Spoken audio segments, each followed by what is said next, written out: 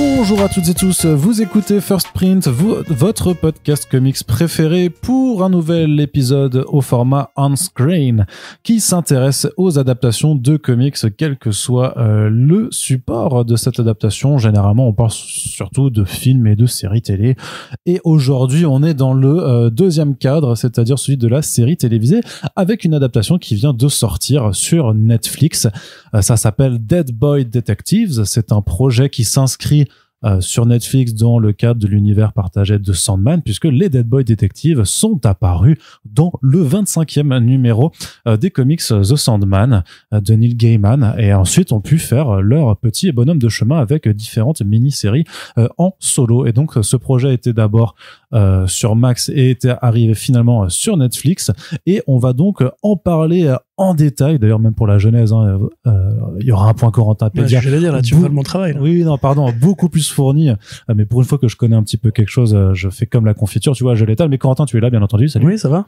Et donc ce sera une émission en petit comité. C'est une série qui n'a a priori pas été regardée par grand monde peut-être, en tout cas qui n'a pas forcément eu autant de bruit médiatique que d'autres, et c'est pour cela qu'on a trouvé la seule personne qui avait la déterre de se taper les 8 épisodes pour enregistrer ce podcast pas trop tard. C'est un peu le troisième membre de cette équipe quand même. Yerim Splinter, tu es là avec nous. Tout à fait. Parce qu'il y a du vin. C'est pour ça que tu es venu. C'est pour ça que je viens pour le vin et l'homophobie uniquement. C'est ça. Disons que au moins dans l'un des deux cas, en général, tu es servi. Ça, je vais pas plus là-dessus parce que la pente est déjà très glissante, alors que ça ne fait que 20 secondes que tu es là, Yerim. C'est un peu comme le meilleur des savons, Splinter. C'est à chaque fois tu dis ça va être cool et puis paf. C'est cool, on reste dans la thématique. C'est ça.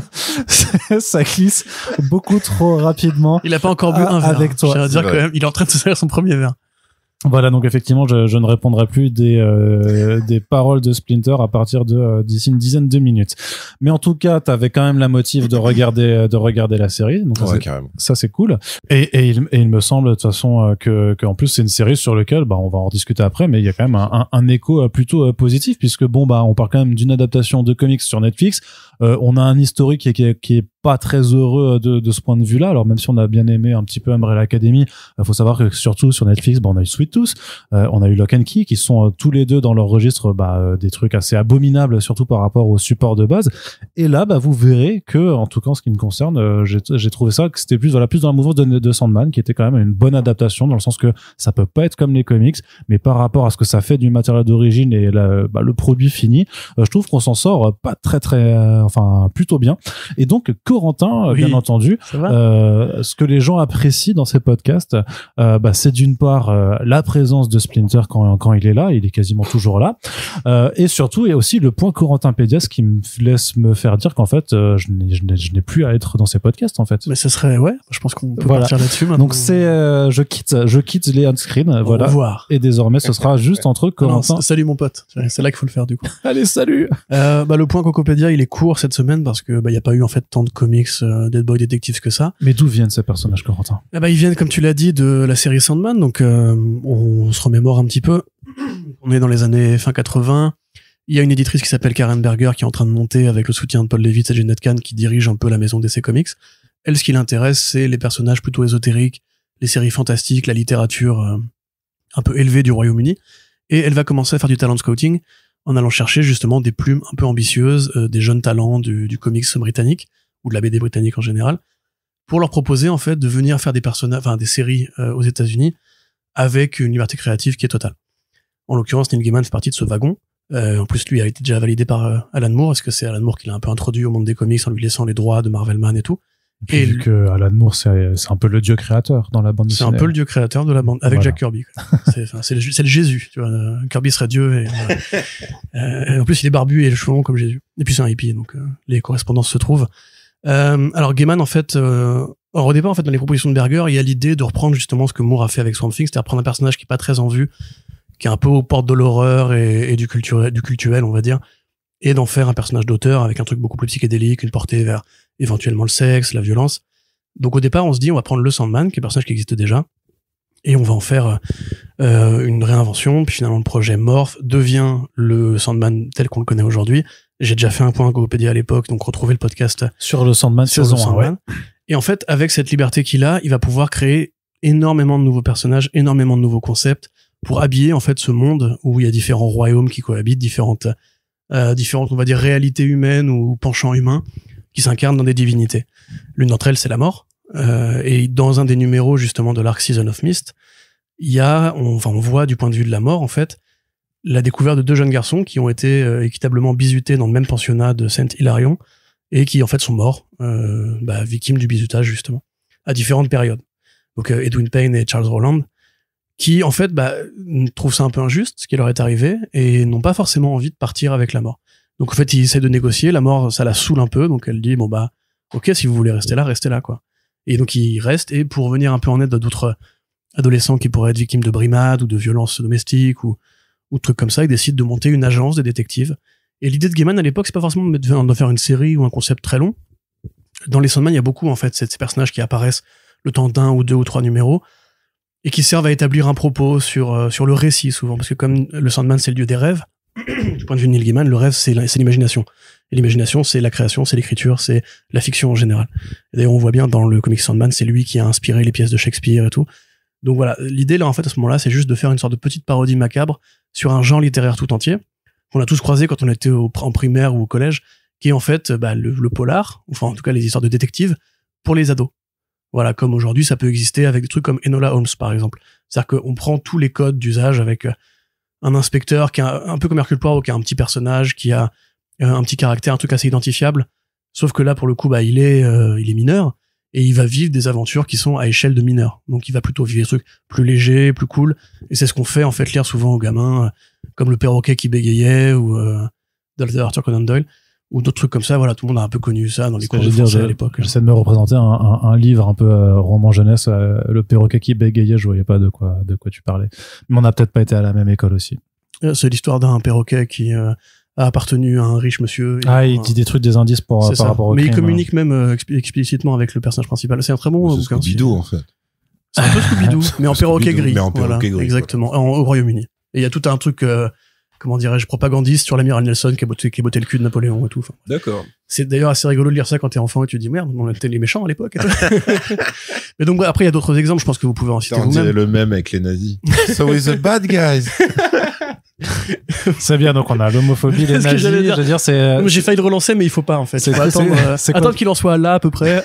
Mais non, mais vous voyez pas le même. C'est le tiers. Bien sûr. Non, mais je veux dire, c'est le tiercé Splinter, tu sais, avec tous les trucs pour bien nous foutre dans la merde à chaque fois, quoi. Pour le référencement. Donc en fait, c'est la monétisation. Ces personnages-là, après, ils vont réapparaître occasionnellement dans le Sandman, particulièrement dans le crossover Vertigo, on va dire Children's Crusade. Ils vont apparaître dans la série Books of Magic de McCarey, enfin Neil Gaiman McCarey. Et ensuite, on va un peu les perdre de vue. Donc, ils apparaissent en 91 et ils ont vraiment droit à leur première série qu'en 2001. Et à l'époque, c'est un jeune scénariste assez talentueux qui se lance chez DC Comics déjà avec Prez. Il a fait un petit numéro de Prez, autre personnage qui est assez connu, grâce à Arnaud Kikou en France. C'est ça, mais disons que cet auteur-là, c'est pas Mark Russell, parce que Mark Russell, c'est 15 ans plus tard. En l'occurrence, je pensais à Ed Brubaker, donc le grand Ed Brubaker, et l'autre grand Brian Talbot, qui est l'un des meilleurs potes de Neil Gaiman, avec qui il a fait beaucoup de comics de Sandman. Donc, pour une mini-enquête qui s'appelle Sandman Presents Dead Boy Detectives, c'est la première introduction en solitaire. On va suivre leur agence, leur enquête, voir que leur monde est effectivement peuplé de créatures un peu fantastiques. Ce qui est d'ailleurs tout à fait logique pour Ed Brubaker, puisque c'est son registre de prédilection, le polar. Donc, le polar, et puis aussi, à l'époque, justement, il écrivait pas mal de comics qui racontaient aussi l'adolescence, parce qu'il a eu une adolescence à problème. Il a flirté un peu avec les gangs du coin, il s'est drogué, il est passé pas loin de la case prison. Des trucs qu'il a après chroniqué dans d'autres albums, qui sont vachement bien. Donc, cette série-là, elle prend pas, hein, évidemment, c'est pas un concept qui, Vertigo, en plus, à l'époque, commence à avoir des vrais blockbusters, comme justement One Hot Bullets, Preacher et tout, les petits comics de Sandman, comme en fait la plupart des comics Sandman qui ont été faits à part de la série principale, ils ont pas une grande résonance. Mais Vertigo malgré le prestige, parce malgré que le prestige, à cette époque-là, Sandman c'est déjà c'est plein. Tu vois, c'est comme la série Lucifer, la BD Lucifer de McCarey qui a déjà quand même 75 numéros. Bah oui. Elle sort au départ d'un Sandman Presents Lucifer. Ouais. C'était un peu des pilotes parce qu'ils voyaient bien que Sandman c'était fini et que Gaiman voulait pas continuer forcément après ce qu'il a fini par faire. Hein. Qu'en fait il y avait plein de personnages qu'il avait créés, comme la sorcière, comme Lucifer, comme voilà. Ils se sont dit comment est-ce qu'on pourrait tester l'appétit du public. Faisons ces petits spin-offs en 3 ou 4 numéros et on verra bien comment ça prend. En l'occurrence pour The Boys ça a moins pris, ce qui n'a pas empêché Jill Thompson, extraordinaire artiste et qui a une palette de styles très très vaste, de revenir en fait pour faire un roman graphique en 2005 sur les Dead Boy Detectives. Et à l'époque, le projet est pas du tout le même, puisque c'est toujours 2 garçons qui mènent des enquêtes, ils sont morts et tout, mais c'est vraiment dessiné comme un manga shoujo. C'est-à-dire que c'est en noir et blanc, ils sont tous poupis, ils ont tous des grosses têtes et des gros yeux. C'est en fait un magnifique travail de mélange des styles, d'hybridation artistique. Pareil, bah ça a son petit succès parce que Jill Thompson était déjà une artiste de l'aide à ce moment-là, mais il n'y a pas plus de prolongement. Et après, en fait, ce qui se passe, c'est que comme c'est cyclique, Vertigo, qui se fait du coup de plus en plus avaler dans le groupe DC Comics, quand Karen Berger claque la porte s'en va gentiment, parce que c'est pas elle claque pas la porte, hein, elle se fait remercier en plus. Elle voulait travailler sur autre chose que la BD, avec les galeries d'art et tout, donc elle a démissionné, elle a laissé la main à Shelley Bond, qui était éditrice du coup en chef après elle chez Vertigo. Et là, on a commencé à avoir une sorte de pente descendante. Déjà, DC, après les New 52, commençait plutôt à réfléchir à une logique de franchise.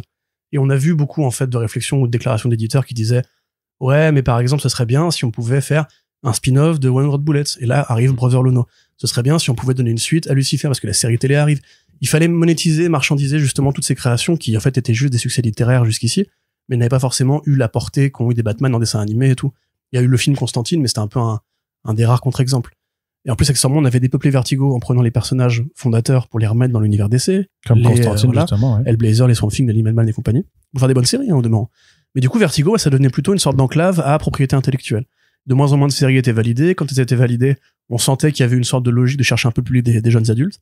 Parce que voilà, c'était aussi, on sortait de Twilight, on sortait de cette période-là.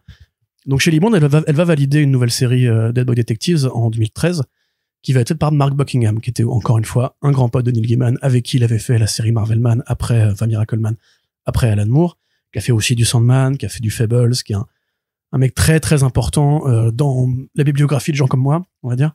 Il va faire une série en 12 numéros en 2014, qui est en fait la base thématique qui sert à la série Netflix. Puisque c'est là-dedans qu'apparaît le personnage de Crystal. Voilà, tout à fait, Crystal Palace, donc qui dans la BD est la fille d'artistes conceptuels qui en fait vole des tableaux pour les remplacer par d'autres tableaux pour montrer en fait la vacuité de l'art, etc. Et donc c'est des cambrioleurs déguisés en mimes, elle les accompagne.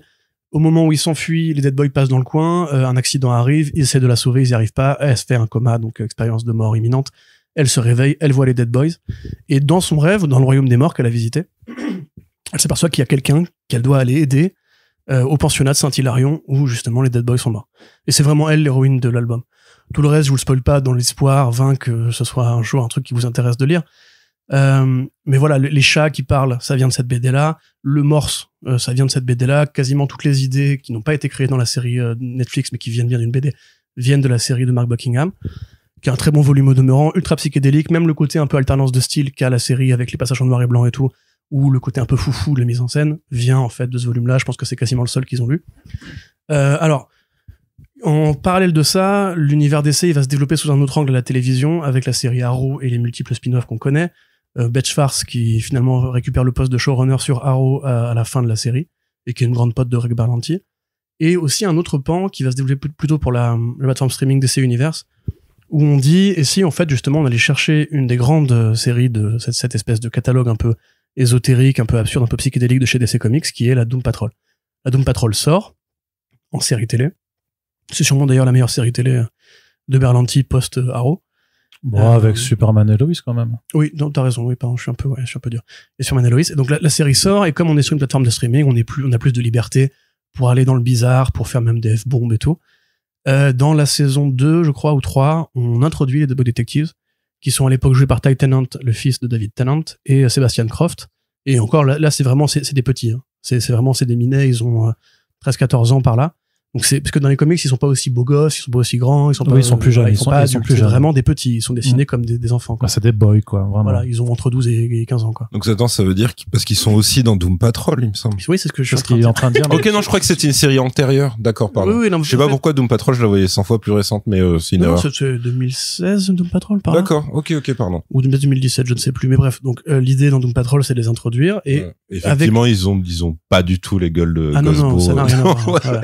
Et à l'époque, justement, comme il y a eu beaucoup de fois, le cas chez Berlanti, c'était probablement de faire un backdoor pilot pour ensuite leur faire un spin-off comme Flash dans Arrow, comme Supergirl, comme Batwoman et tout. Comme la Doom Patrol avec Titans, même. Oui, littéralement, tout à fait. En fait. Et d'ailleurs, comme la Doom Patrol avec Titans, on va finalement décider que ce sera pas exactement la même Doom Patrol, que ce sera pas exactement les mêmes Dead Boy Detectives. Alors le projet Immorph, on trouve un nouveau casting avec George Rextrue et l'autre mec dont j'ai oublié le nom. Jayden Ravery. Ouais, c'est ça. Et Cassius Nelson, c'est ça qui joue. Cassius Nelson, ouais. Voilà. Donc on comprend très vite que ça va adapter le volume de Buckingham. La production se met en route, c'est Betchford qui récupère donc le poste de showrunner avec 2 autres garçons. Et puis voilà, le casting se met en place, donc on voit bien que ce sera pas vraiment un spin-off, mais plutôt une série originale. Et dans le même temps, il s'est aussi passé un truc, c'est que après avoir essayé pendant 25 ans d'adapter The Sandman, Warner Bros a baissé les bras, ils ont dit ok, on n'y arrive pas, on va pas faire de film. Gordon Levitt, de toute façon, il a même plus envie. Donc on va faire une série télé et ça va coûter cher, ça va coûter au moins 10 millions par épisode. Il nous faut un partenaire et Netflix, c'était avant la crise, adhérons. Donc on va voir Netflix, on va voir Neil Gaiman, on va voir Alan Heinberg, on va faire une série The Sandman, mais ils auront pas les propriétés intellectuelles de chez DC, puisque qu'en fait dans ces univers-là, tout est traité par contrat. Un peu comme dans Invincible, c'est pour ça qu'il y a Science Dog et Séance Dog, c'est pour éviter justement que si une boîte veut acheter un droit, il faut qu'elle prenne tout l'ensemble qui va avec. Oui, c'est donc, le truc que t'avais expliqué quand moi je disais mais pourquoi pas Spawn. Non, en fait c'est contractuellement pas possible. Exactement, et c'est pour ça qu'il n'y a pas de John Constantine dans la série The Sandman, parce que techniquement c'est une propriété intellectuelle, alors que Johanna qui est apparue dans The Sandman, on peut l'adapter et dire qu'en fait c'était le même personnage depuis le début. Par contre, c'est vrai que tu mentionnais Beth Schwartz, mais en fait, c'est Steve Yockey, au final, qui s'occupait quand même de redévelopper le truc et d'écrire l'ensemble des épisodes, en fait. En tout cas, ouais. Après, ça a pas une gueule de série hero de toute façon, mais... Ouais, c'est pour ça, parce que Beth est restée productrice, mais quand tu parles du morphing de la série, en fait, il y a quand même eu, je pense, quelque chose d'important avec le fait que ce soit remodulé. De toute façon, quand c'est passé de Max à Netflix, et que ça a été, on en reparlera après, et que ça a été aussi, ce que tu disais, fité pour Sandman, mais je te voilà, c'est ça. Sandman. Et donc, en fait, comme Sandman a été quand même un succès pour Netflix, ils ont fait des efforts, ils ont notamment autorisé un épisode bonus pour essayer de faire vivre la série dans la durée, ce qui arrive assez rarement chez Netflix. Avec les chats qui parlent, avec les chats qui parlent en plus, ouais, effectivement. Et le roi des chats, du coup. Et le roi des chats. Et il a commencé à se murmurer, alors c'est Neil Gaiman qui en parlait, il disait ce serait bien si on pouvait faire un spin-off sur Johanna Constantine, ce serait bien si on pouvait faire un spin-off sur Lucifer. En fait, faire revivre l'univers Sandman, justement, comme tel qu'il a été en comics, avec des arborescences, des variations et tout. Lucifer, ça rentrerait pas en collision directe avec leur autre Lucifer. C'est tellement différent. Ça a tellement rien à voir. Okay. Non. En plus, maintenant, c'est une actrice qui le joue, donc même les correspondances physiques ne se trouvent pas, tu vois. Oui, remarque, ouais. Tu vois, enfin bref. Il y a une raison pour laquelle on n'a jamais fait de podcast sur Lucifer. La série télé. Hein. De toute façon, a priori, c'est Netflix qui a les droits de Lucifer, donc s'ils veulent le rebooter façon Sandman, ils font ce qu'ils veulent. Hein. Oui.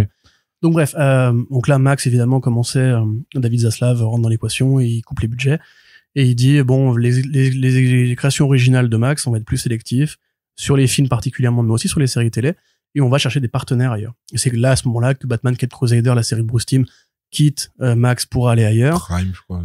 Ouais, sur Prime, ouais. Il y a beaucoup de prods, en fait, qui ont fini sur Prime, même Peacemaker, qui a été diffusé en France via Prime. Oui, exact. Voilà, le Pass Warner. Il y a eu un très gros contrat entre Warner et Prime et Amazon Studios, en fait. De toute façon, même récemment, ils ont officialisé une offre commune. Oui, ça. Alors que les States, normalement, ne font jamais, très rarement. Mais c'est pas avec Prime, c'est avec Disney. Du coup, c'est Warner et Disney qui s'associent pour faire un méga pack streaming. Ok. Tous unis contre un bundle, c'est un bundle. Voilà. Mais il y aura pas encore Prime dedans, mais ça ne saurait tarder. Hein.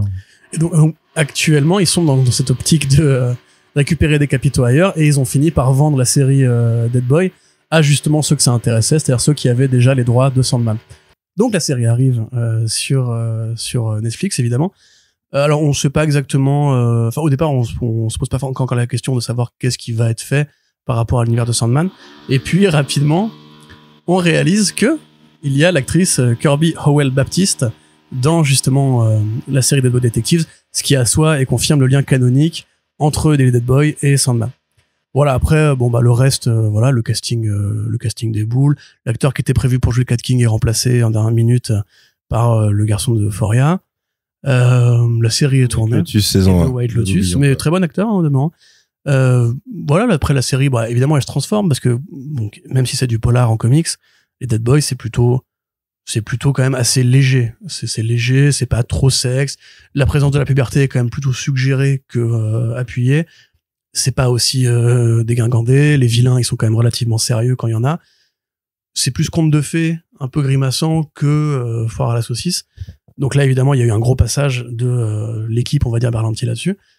Finalement la série est sortie un peu dans l'anonymat comme tu l'as dit. Netflix a plutôt communiqué sur Neil Gaiman et Sandman. C'est peut-être juste notre impression, mais j'ai pas eu l'impression qu'il y ait une grande campagne de communication, ce qui est d'autant plus bizarre que, comme tu l'as dit, The Sandman a bien marché. C'est un univers que les gens ont pris du plaisir à découvrir, et donc le fait est que dans le trailer tu voyais des liens avec notamment un personnage qui apparaissait déjà dès la bande annonce, et je l'ai dit là. Tu pouvais dire, hein. Je l'ai dit. Oui, tu l'as dit. Mais ce que je veux dire, c'est que tu pouvais, d'un point de vue de marketing très très bête, capitaliser beaucoup plus en fait, en disant vraiment. Là au générique, c'est écrit Sandman, The Boy créé par Neil Gaiman et Matt Wagner. Il y a pas de. Non, bien sûr, mais dans la campagne de communication, ils auraient vraiment. Qu'ils aient appuyé en disant. Ils sont pas assez appuyés. Aimé Sandman, c'est ça. Vous aimerez les Dead Boys. Ouais, c'est vrai vraiment. Pas du tout joué. J'ai pas du tout vu ça, moi. Vu que la série a bifurqué, peut-être que les épisodes étaient déjà écrits avant qu'elle change de patte. Et dans ce cas-là, peut-être que justement les inserts qui font référence à Sandman en fait sont trop restreints je te coupe juste, mais je te parle vraiment juste de jouer sans images des épisodes de la série. Juste dans la communication. Dans la communication. Bah si, il y avait le trailer où il disait From the Acclaimed Director of Sandman, Neil Gaiman. Oui, mais moi je te dis en dehors de ça, de visuel, de mettre l'emphase sur c'est un spin-off de The Sandman. Le côté purement promotionnel, quoi, de dire allez c'est bon.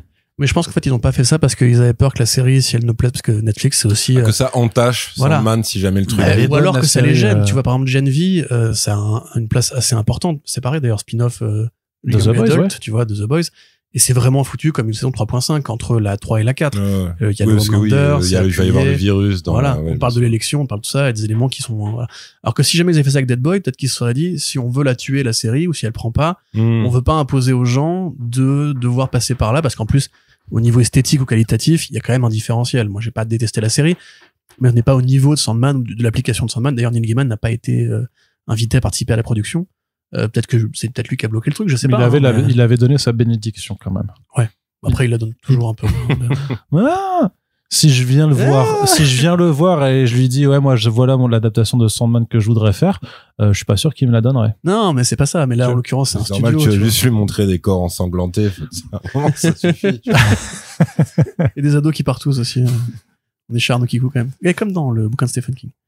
Donc voilà, c'est la fin du point Cocopédia. Vous résumez très mal, mais il est tout rouge. Sont bien plus divers que ça. Du coup voilà, après non, c'est tout. Et je crois, tu peux me corriger Arnaud, mais je crois pas qu'il y a eu de bouquin en fait Dead Boy Detectives en VF. Faut que je vérifie, mais j'ai pas l'impression. Bah non, j'imagine que tu as la version. Oui, donc c'était assez confidentiel en fait quand même. C'est pas un truc. Oui, c'est pas un truc de. C'est carrément confidentiel. Ok. C'est méga confidentiel. Il fallait vraiment s'intéresser aux comics Vertigo à 3 moments temporels très précis. Ah si, j'ai oublié de dire. Il y a 10 années d'écart à chaque fois. J'ai oublié de dire, il y a une nouvelle série quand même par Pansac Pitch Shot qui a été mise en route à l'aune de la commande de Dead Boy Detectives sur Max. Qui est sorti pareil dans un énième nouvel effort pour relancer les propriétés Sandman, mais qui là donne quand même quasiment que les trucs bien, parce qu'il y a eu des séries Constantine qui étaient bien, Dead Boy Detectives c'est bien, et le spin-off de Hellblazer sur la sorcière Telani, j'ai envie de dire Telassie, c'est celle qu'on voit là. Ouais, la sorcière non c'est pas celle-là, c'est dans bref, les gens voient de quoi je parle, j'imagine, mais c'est une personnage qu'on verra dans Sandman saison 2 a priori. Okay. Très très bien, Corentin. Non, et puis en VF, alors parce que là il y a quand même sur le site d'Urban Comics, ils ont fait un article pour parler de la série, mais ils mettent l'emphase que c'est dans l'univers de Sandman, et ils renvoient vers la série mère. Ouais. Je dis c'est pas facile à vendre. Non, effectivement, et j'imagine que vu le projet et l'absence de hype démesurée, ça les a pas poussés à rebours à publier des anciens volumes, surtout pour des trucs qui sont sans avec ces personnes, mais des vieilleries, quoi, tu vois, enfin. Oh, le volume de Buckingham, il est encore d'actualité, hein. Il a quand même plus de 10, il a 10 ans. Il a 10 ans, mais graphiquement, ça se tient encore, tu vois. Oui, je suis d'accord, mais. C'est même super bien, d'ailleurs, lisez-le, hein, vraiment. C'est vrai qu'il est chouette, mais après, tu vois, c'est un peu comme iZombie, quoi. C'est que c'est quand même assez différent. Il y a les bases, mais c'est quand même très différent, et ce qui fait que le lectorat s'y retrouvera pas forcément. Grand débat qu'on a tous les jours avec Corentin sur les adaptations les comics qui pourraient se vendre en France ou pas en fonction du matériel d'origine. Mais maintenant que tu as fini ce point Corentinpédia, et je t'en remercie, j'espère que les bruits de personnes ne vous ont pas trop dérangé. C'est les aléas du studio.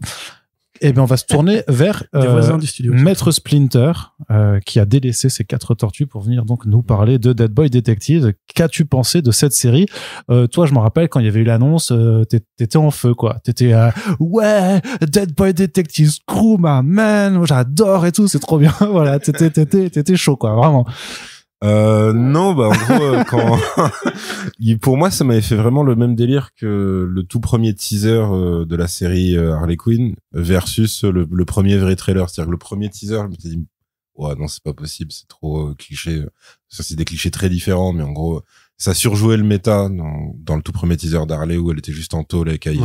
Ouais. Oui. C'était un vrai teaser pour le coup. C'était vraiment un teaser créé pour Internet, quoi. Blague sur la série Deadpool, je crois, à l'époque. Et il était vraiment calqué sur l'esprit Deadpool. Donc tu disais, bon, ok, ça va être le prolongement d'un truc qui a pas trop d'espoir d'être bien. Et puis après, le vrai trailer arrive et tu dis, ah si, en fait, ça peut être bien. Et après, la série te le confirme. Et là, c'est pareil, le tout premier teaser de Dead Boy Detective, je me suis dit, vraiment, il y a tous les problèmes possibles avec ce genre d'univers. C'est-à-dire que c'est là qu'il y avait en très gros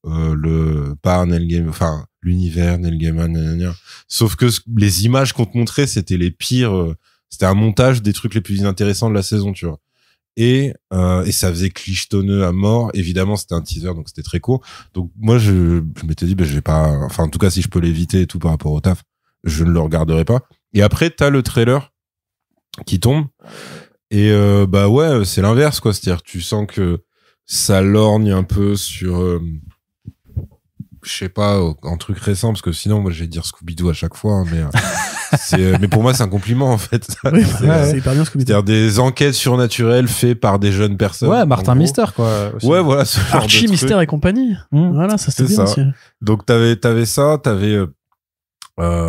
pour les plus récents, Wednesday, j'imagine ça pourrait rentrer dedans et tout. Et c'est vachement Sabrina aussi, tu vois. Comment? Sabrina, tu sais. Chilling Adventures of Sabrina. Ah ouais, c'est le remake de la vieille série, c'est ça? Ouais. Ok. Enfin, c'est la nouvelle adaptation. Ouais. C'est une version horrifique de Sabrina l'apprentie sorcière.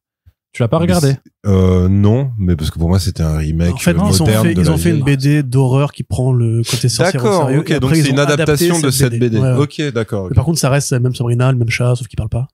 Ok, mais si c'est plus horrifique, forcément, ça n'a rien à voir. Oui, déjà, même la BD en tant que telle n'a rien à voir avec les comics. Mais dans tous les cas, c'est Netflix, à chaque fois, tu sens qu'ils ont leur démographie, série un peu horreur, fantastico-teen, pour Sabrina, pour Wednesday, pour celle-là. Ils ont clairement une démographie en J'avais complètement oublié Sabrina, l'existence de Sabrina. Avec Chance Perdomo, RIP. Oui, c'est vrai. Ah, il était là aussi? Ouais, il jouait le cousin Sassy. C'est vrai qu'il était bien là-dedans aussi déjà, il était cool. Mais donc ouais, à partir du vrai trailer, je me dis ouais, pourquoi pas, tu vois, ça peut être une série un peu confortable où t'as un modèle d'enquête qui se résout à chaque épisode et en parallèle une intrigue fil rouge qui est censée se résoudre, on va dire, à la fin. Et c'est à peu près ce que j'ai eu dans la série, c'est-à-dire que j'avais pas, pour le coup, j'avais pas d'attente de connexion avec Sandman particulière. Donc quand j'ai vu que c'était limité à très peu, parce que donc il y a le personnage l'actrice que vous avez évoquée. Ouais. Ensuite il y a un autre élément, on va dire, mais en fait c'est du caméo amélioré, c'est vraiment un truc pour signaler qu'ils évoluent dans le même monde. Ouais. Mais c'est pas du tout un enjeu ou quoi. Sur deux scènes qui, à mon sens, peuvent très bien être cutées du truc sans que ça enlève rien. Tu sens vraiment que c'est des rajouts en tout cas, l'apparition de Death au début. Ah oui, non. C'est vraiment rajouté, quoi. Il y avait vraiment pas besoin de surtout que s'ils avaient voulu, ils pourraient la faire réapparaître à de très nombreuses reprises. Oui, ouais, complètement. Maintenant, après, ils mettent juste le truc, le jeu de lumière. Ouais. Et, eux se cassent. Et puis voilà, quoi. Donc ouais, il y avait ça, pour l'autre entité, on y reviendra peut-être en spoiler, mais c'est pareil, c'est une parenthèse très courte dans le périple d'un personnage, etc. Et j'étais plutôt content, en fait, qu'ils se séparent, parce que je pense que, vu le ton de la série, ça pourrait pas marcher dans l'univers télévisuel à 100% Sandman. C'est-à-dire que Sandman, c'est quand même un truc qui se prend énormément au sérieux. Et d'ailleurs, des fois, ça leur revient un peu dans la gueule, parce qu'il y a des trucs qui tournent un peu au ridicule. Eux, c'est l'inverse. Eux, ils abordent des thématiques qui peuvent être très sérieuses, très sombres, très tristes, tragiques même pour certains personnages. Mais ils gardent à l'esprit que c'est censé être des jeunes gars et deux jeunes meufs du coup qui mènent l'enquête. Donc il y a un côté très faux débutant, parce que quand tu calcules l'âge réel vécu par les deux, Ouais. tu dis bah non, en fait c'est complètement des adultes, mais ils se comportent toujours un peu comme des mecs qui ont pas la vingtaine, quoi, tu vois. Et bon, après leur sidekick, elle est une vraie jeune entre guillemets, donc là pour le coup c'est tout paraît normal, et on va dire la sidekick de sidekick est encore plus jeune, donc t'as aussi un truc très enfantin autour.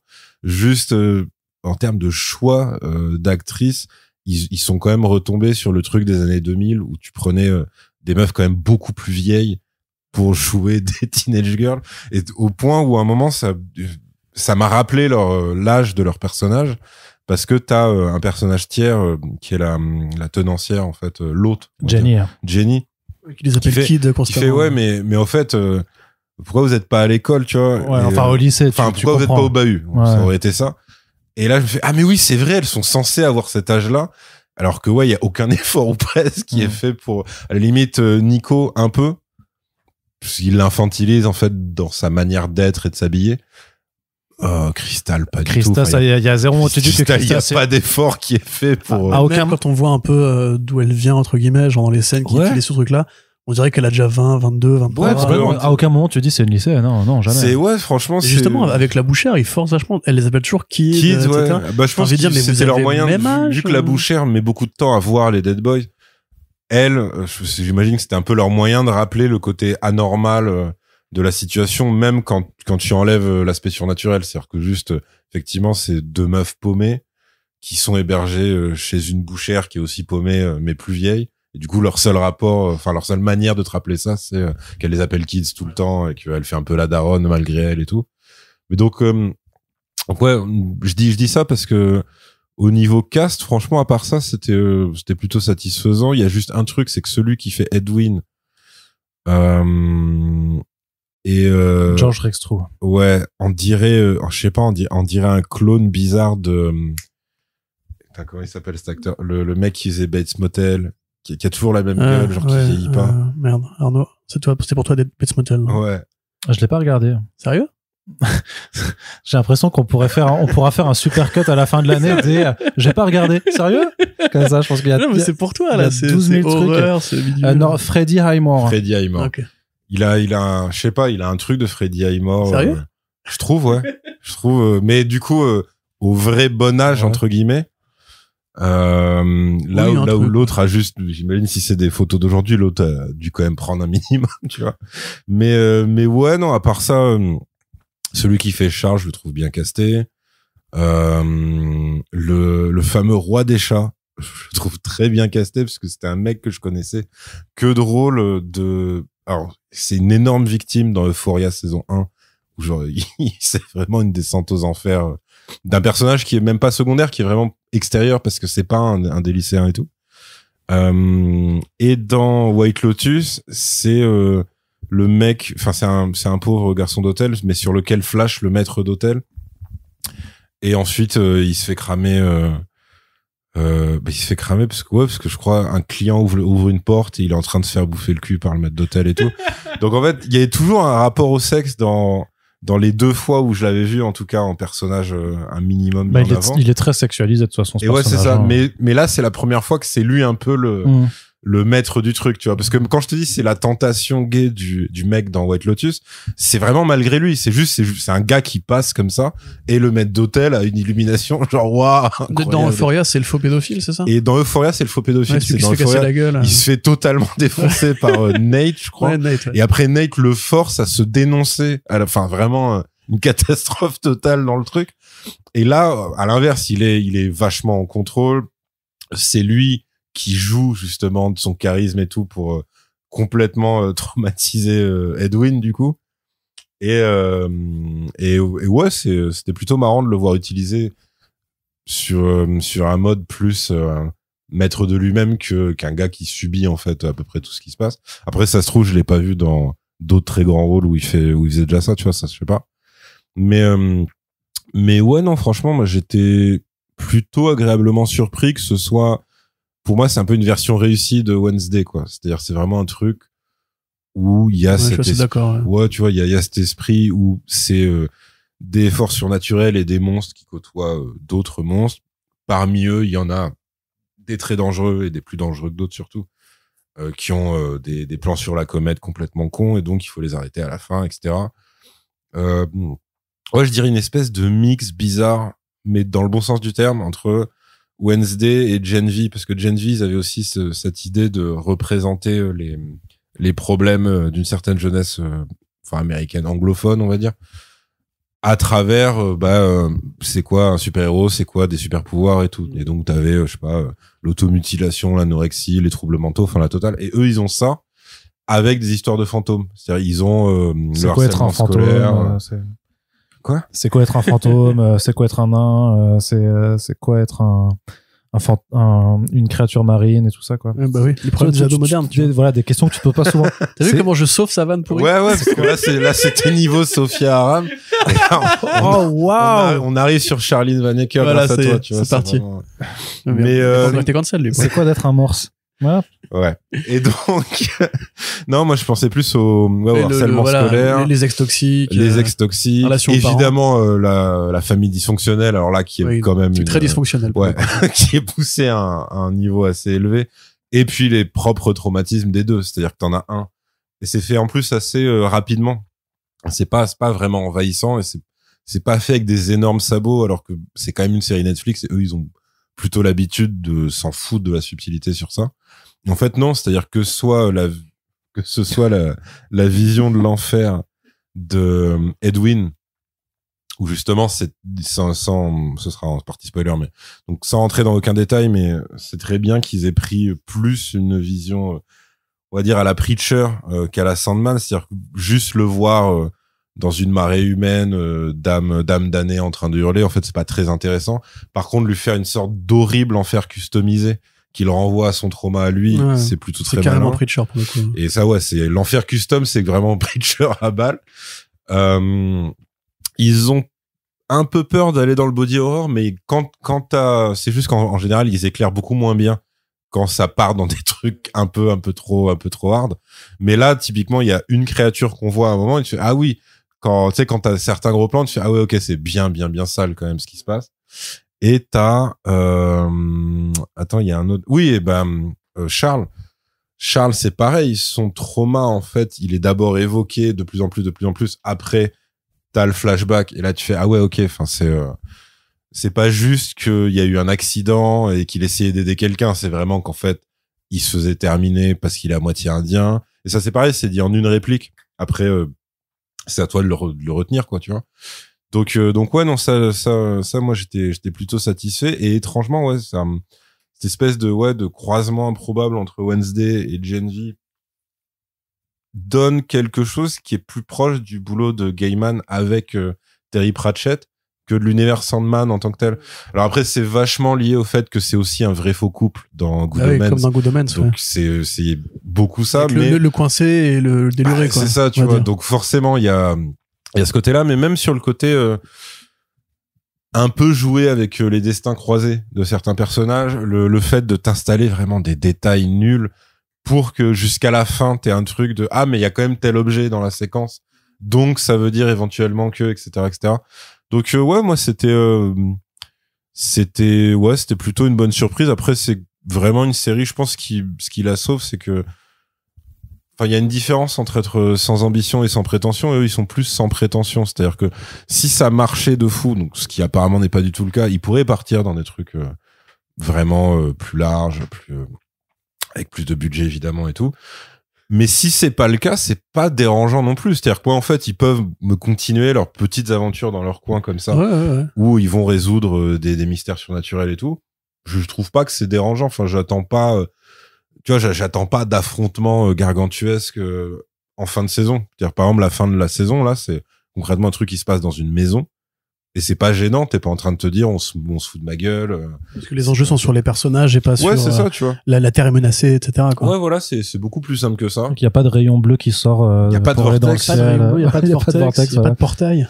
Donc ouais, non, ça c'était plutôt cool. Après, alors je pense que Crystal a peut-être été un peu bâclé sur va dire le renouveau de son pouvoir à un moment où c'est assez rapide, et en plus ça te rappelle Echo, donc ce qui est jamais une bonne nouvelle. Ouais.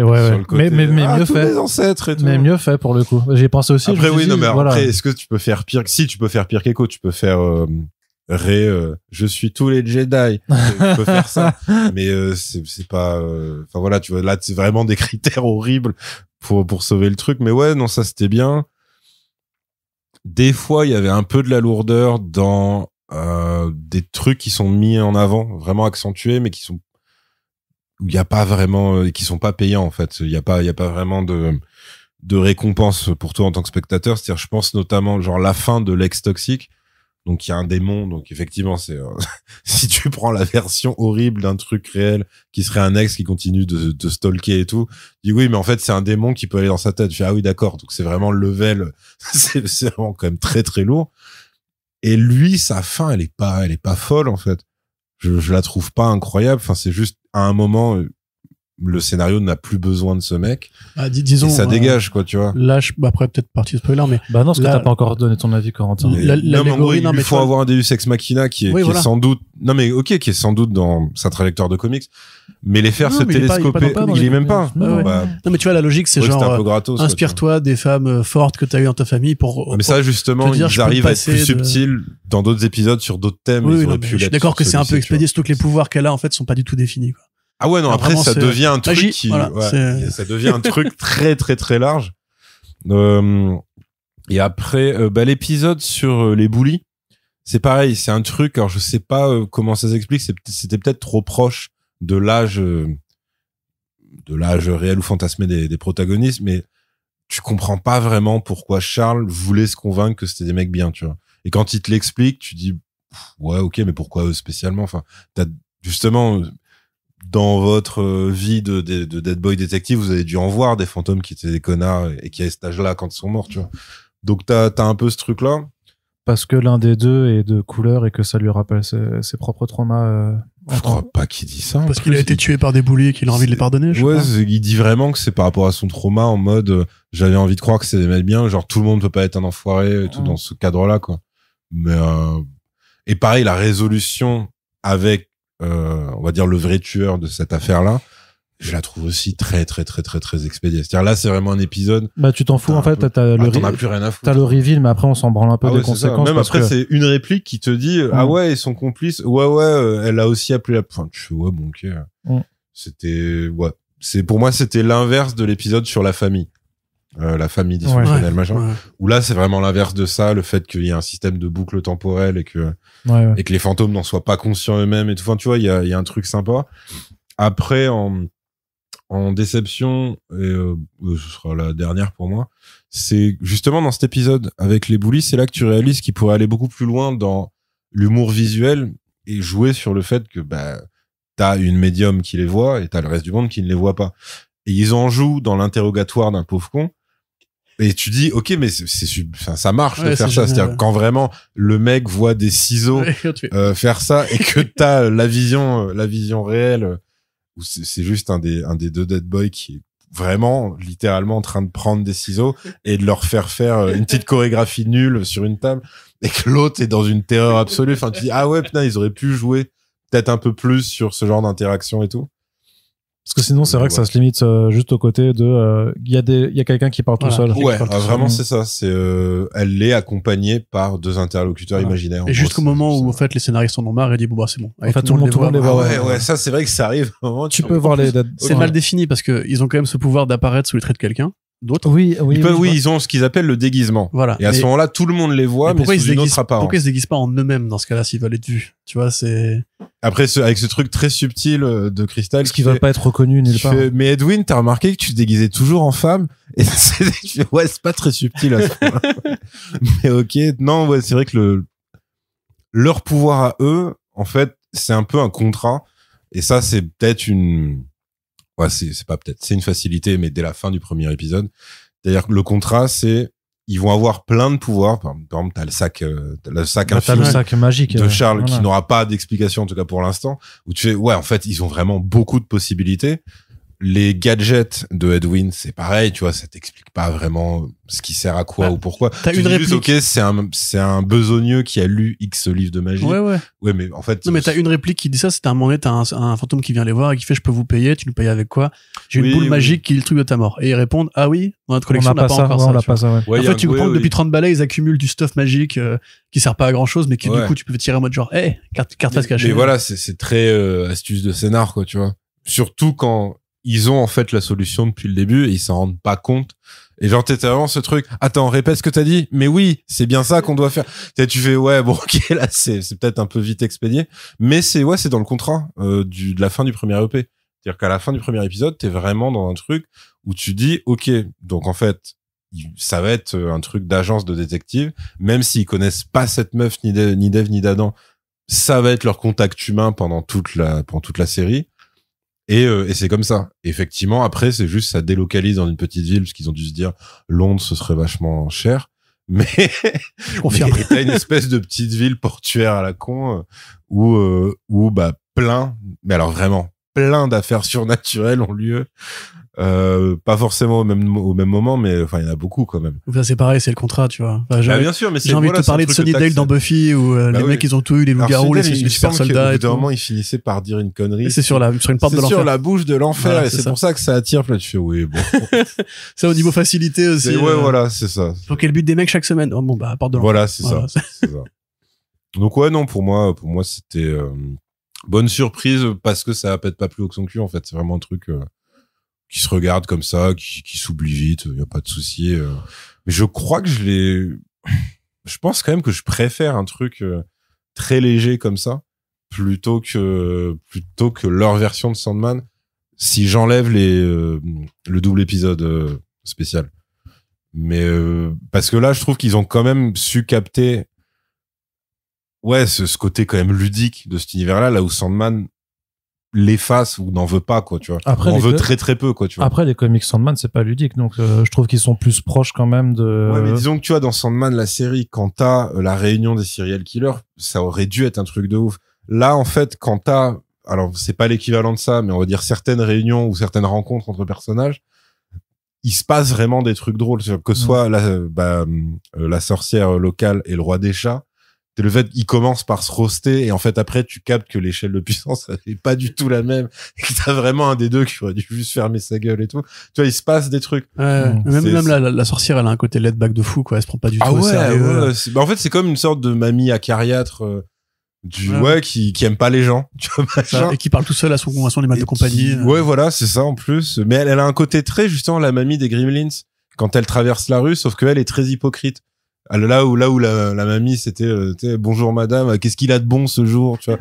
Et là elle c'est l'inverse, elle c'est genre une petite fille lui sourit, elle va lui sourire et juste parce qu'elle a le seum que la petite soit plus jeune qu'elle, genre je sais pas, elle lui pourrit je sais pas si elle fait pleuvoir un truc, enfin tu sais vraiment un truc de semarde complètement nul et c'est un peu ce caractère là quoi qu'ils lui ont donné. Très bien, merci beaucoup Yérim. Corentin, ton avis aussi un petit peu là-dessus. Qu'est-ce que tu peux rajouter ou soustraire à ce qu'a dit Yérim? Moi j'y croyais pas plus que ça, même après le premier trailer. Enfin en fait on s'était dit, on a fait le podcast et tout, on l'avait maté juste avant parce que moi je rappelle, j'étais plus enthousiaste que toi au final. De ce que je voyais. Je sors de 10 ans de série Berlanti Production, je connais un peu les dynamiques. Mais moi aussi. Oui, mais toi ça t'a plus plu que moi. Tu vois, toi tu t'es accroché plus longtemps. T'as essayé de défendre les qualités de générosité, du multivers, de ce que ça apportait de nouveau. Moi, très vite, en fait, ce truc-là, qui était en fait des vraies qualités, ça m'a vite saoulé parce que, tu vois, les filtres numériques, ce côté justement, tout le monde est beau, tout le monde est jeune, tout le monde va baiser avec tout le monde, sauf que oui, mais non. Il n'y a pas de sexe, justement. Non, mais dans Arrow, il y avait des galipettes. Mais voilà. Tu les voyais pas. Mais non, mais je dis pas qu'il y avait du cul graphique. Mais enfin, c'est très drôle quand ils traduisent le truc par on s'est bécoté avec machine. Non, mais par contre, pour le coup, si t'aimes bien l'argot britannique, il y a vraiment du délire dans cette série. Mais donc bref, finalement, Arnaud me dit viens on fait le podcast. Je fais, ok, d'accord, je vais regarder. Jette un œil distrait au pilote. Je me demande si c'est pas Yérim qui m'a dit qu'il avait commencé à regarder et que j'ai dit d'accord, on va faire un podcast au final. Maintenant, c'est Yerim qui décide du planning des First Print, j'adore. Dans les coulisses, non, parce que moi, j'avais pas forcément l'intention de regarder. Puis je crois que c'est vraiment au sortir de peut-être du truc du mois dernier, là, je sais plus ce qu'on avait fait, mais où on s'était dit ouais, bah finalement, vas-y, on va le faire, quoi. Mais ok. Mais donc voilà, jette un œil distrait au pilote avec Océane qui s'est désintéressé rapidement. Et je lui en veux pas parce qu'effectivement, le pilote pour moi c'est pas le meilleur épisode parce qu'en fait il a tous les défauts justement que je redoutais. C'est-à-dire ce côté un peu on va forcer des dynamiques qui me paraissent pas si naturelles que ça. Le personnage de Crystal qui au départ a un peu l'air quand même d'être une relou qui justement à la Berlanti va passer son temps à se plaindre, etc. Il y a des répliques qui très vite m'ont fait me dire ah là là, c'est genre quand elle dit ouais excuse-moi mais je suis un peu angoissé parce que mon ex-démon toxique il arrive et tout. Pourquoi tu précises mon ex-démon toxique, tu vois? Et ce côté, genre, c'est pas du tout. Salut, je suis le dialogue d'exposition. C'est ça, voilà. Alors. Je suis pas du tout, en fait, fluide dans mon écriture. Je suis pas J'ai du un tout, background. Et en fait, il y a là, dès l'épisode 2, ça a commencé à prendre parce que je me suis dit, ah, mais en fait, c'est fait exprès, c'est volontairement absurde, ça ne se cherche pas, en fait, une identité, de vrai polar et tout. Et effectivement, ensuite, comme tu dis, à la Gen V, les allégories sont apparues. Je me suis dit, ah, tiens, il parle de ça, c'est plutôt cool. Il y avait beaucoup plus de langage fleuri aussi. Et là, on sent qu'on est quand même plus dans une série CW où il y a vraiment une ouverture à la Max, violence graphique, à la violence série verbale. On parle vraiment de traumatismes qui sont, pour le coup, bien utilisés, bien fichus. Enfin, moi, j'arrive carrément à mettre à la place de Charles, par exemple, le pauvre gars, qu'est-ce qui lui est arrivé. Je trouve les acteurs vraiment, le casting. Par rapport au fait que t'es à moitié italien, c'est ça? Oui, tout à fait. Alors, du coup, même du sang belge aussi, tu te rends compte? Non, toi, tu t'es fait jeter dans un lac. Oui. Okay. Mais il y a des mecs qui me jetaient des cailloux. Okay. C'était le week-end dernier, ça, c'était pas quand j'étais. il faut. Ils avaient des croix sur l'épaule, là. Il faut témoigner, là. Mais donc, ce que je voulais dire. Le casting, ouais, pour le coup, pour moi, il est parfait, quoi. Il y a pas vraiment de fausses notes. À partir du moment où tout le monde comprend bien ce qu'il a à faire. C'est-à-dire qu'ils savent tous comment pousser ce côté, justement, très britannique à l'ancienne, très young adult. Par endroits, ça déconne un peu. Enfin, évidemment, ça cabotine, tu vois, la sorcière, elle cabotine à fond. Mais en fait, ça devient une force à un moment donné parce que tu comprends que, justement, c'est la vilaine un peu insupportable, mais swag, et du coup, en fait, tout fonctionne vraiment plutôt dangereuse, bien. quoi. Ouais, vraiment dangereuse. Et tu finis par, justement, quand tu parles de la rencontre avec le Cat King, tu dis, ok, non, mais en fait, elle est pas là pour rigoler, jamais, quoi. Même le Cat King, tu vois, au départ, tu te dis, bon, bah, voilà, c'est un gimmick, quoi, peut-être. C'est le côté young adult de le héros qui est tenté par comment dirais son orientation gay, tu vois, oui, qui va pas être servir à autre chose que juste ce truc-là. Et en fait, le Cat King, il finit par vraiment s'en amouracher du héros, et tu dis, ah, bah, c'est marrant, ils lui font un petit caractère à lui, c'est pas juste le beau gosse avec son manteau de fourrure. Après, les chats qui parlent, voilà, moi, j'étais forcément séduit. Surtout quand après les chats ils reviennent et ils disent non mais tu vois en fait il a pas capturé le gars avec sa laisse, le mec s'est laissé faire parce qu'il voulait un ah oui, c'est vrai que les mini dialogues des deux chats, c'est exceptionnel. Les chats qui commentent l'action, même et qui disent aussi les wankers et les trucs comme ça, quoi, tu sais, tu t'es vraiment fait avoir par ce connard. Mais qui ont des vraies voix de mecs du PMU en Angleterre en plus. Ouais, de fou. Ça marche trop. Bah même la première rencontre avec le chat, tu sais, quand il fait fuck off, c'est trop bien, quoi.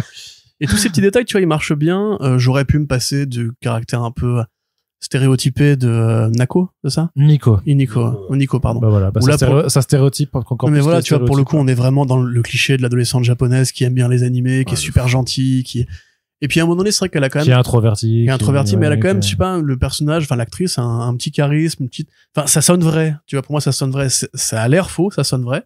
Et en définitive, au sortir de la première saison, si on met de côté tous les problèmes esthétiques, l'usage des filtres, où effectivement des fois c'est très mal éclairé, ils ont tous 4 nuances de couleurs sur le visage à chaque heure du jour et tout, même tu vois des petites idées toutes connes comme dans le ventre du poisson avec ce personnage de sorcier un peu aventurier. Lui ça renvoie un truc des comics? Mais alors j'ai cherché, je pense pas. Je pense que c'est juste le mythe de celui qui se fait bouffer par le poisson et qui passe Pinocchio. Jonah.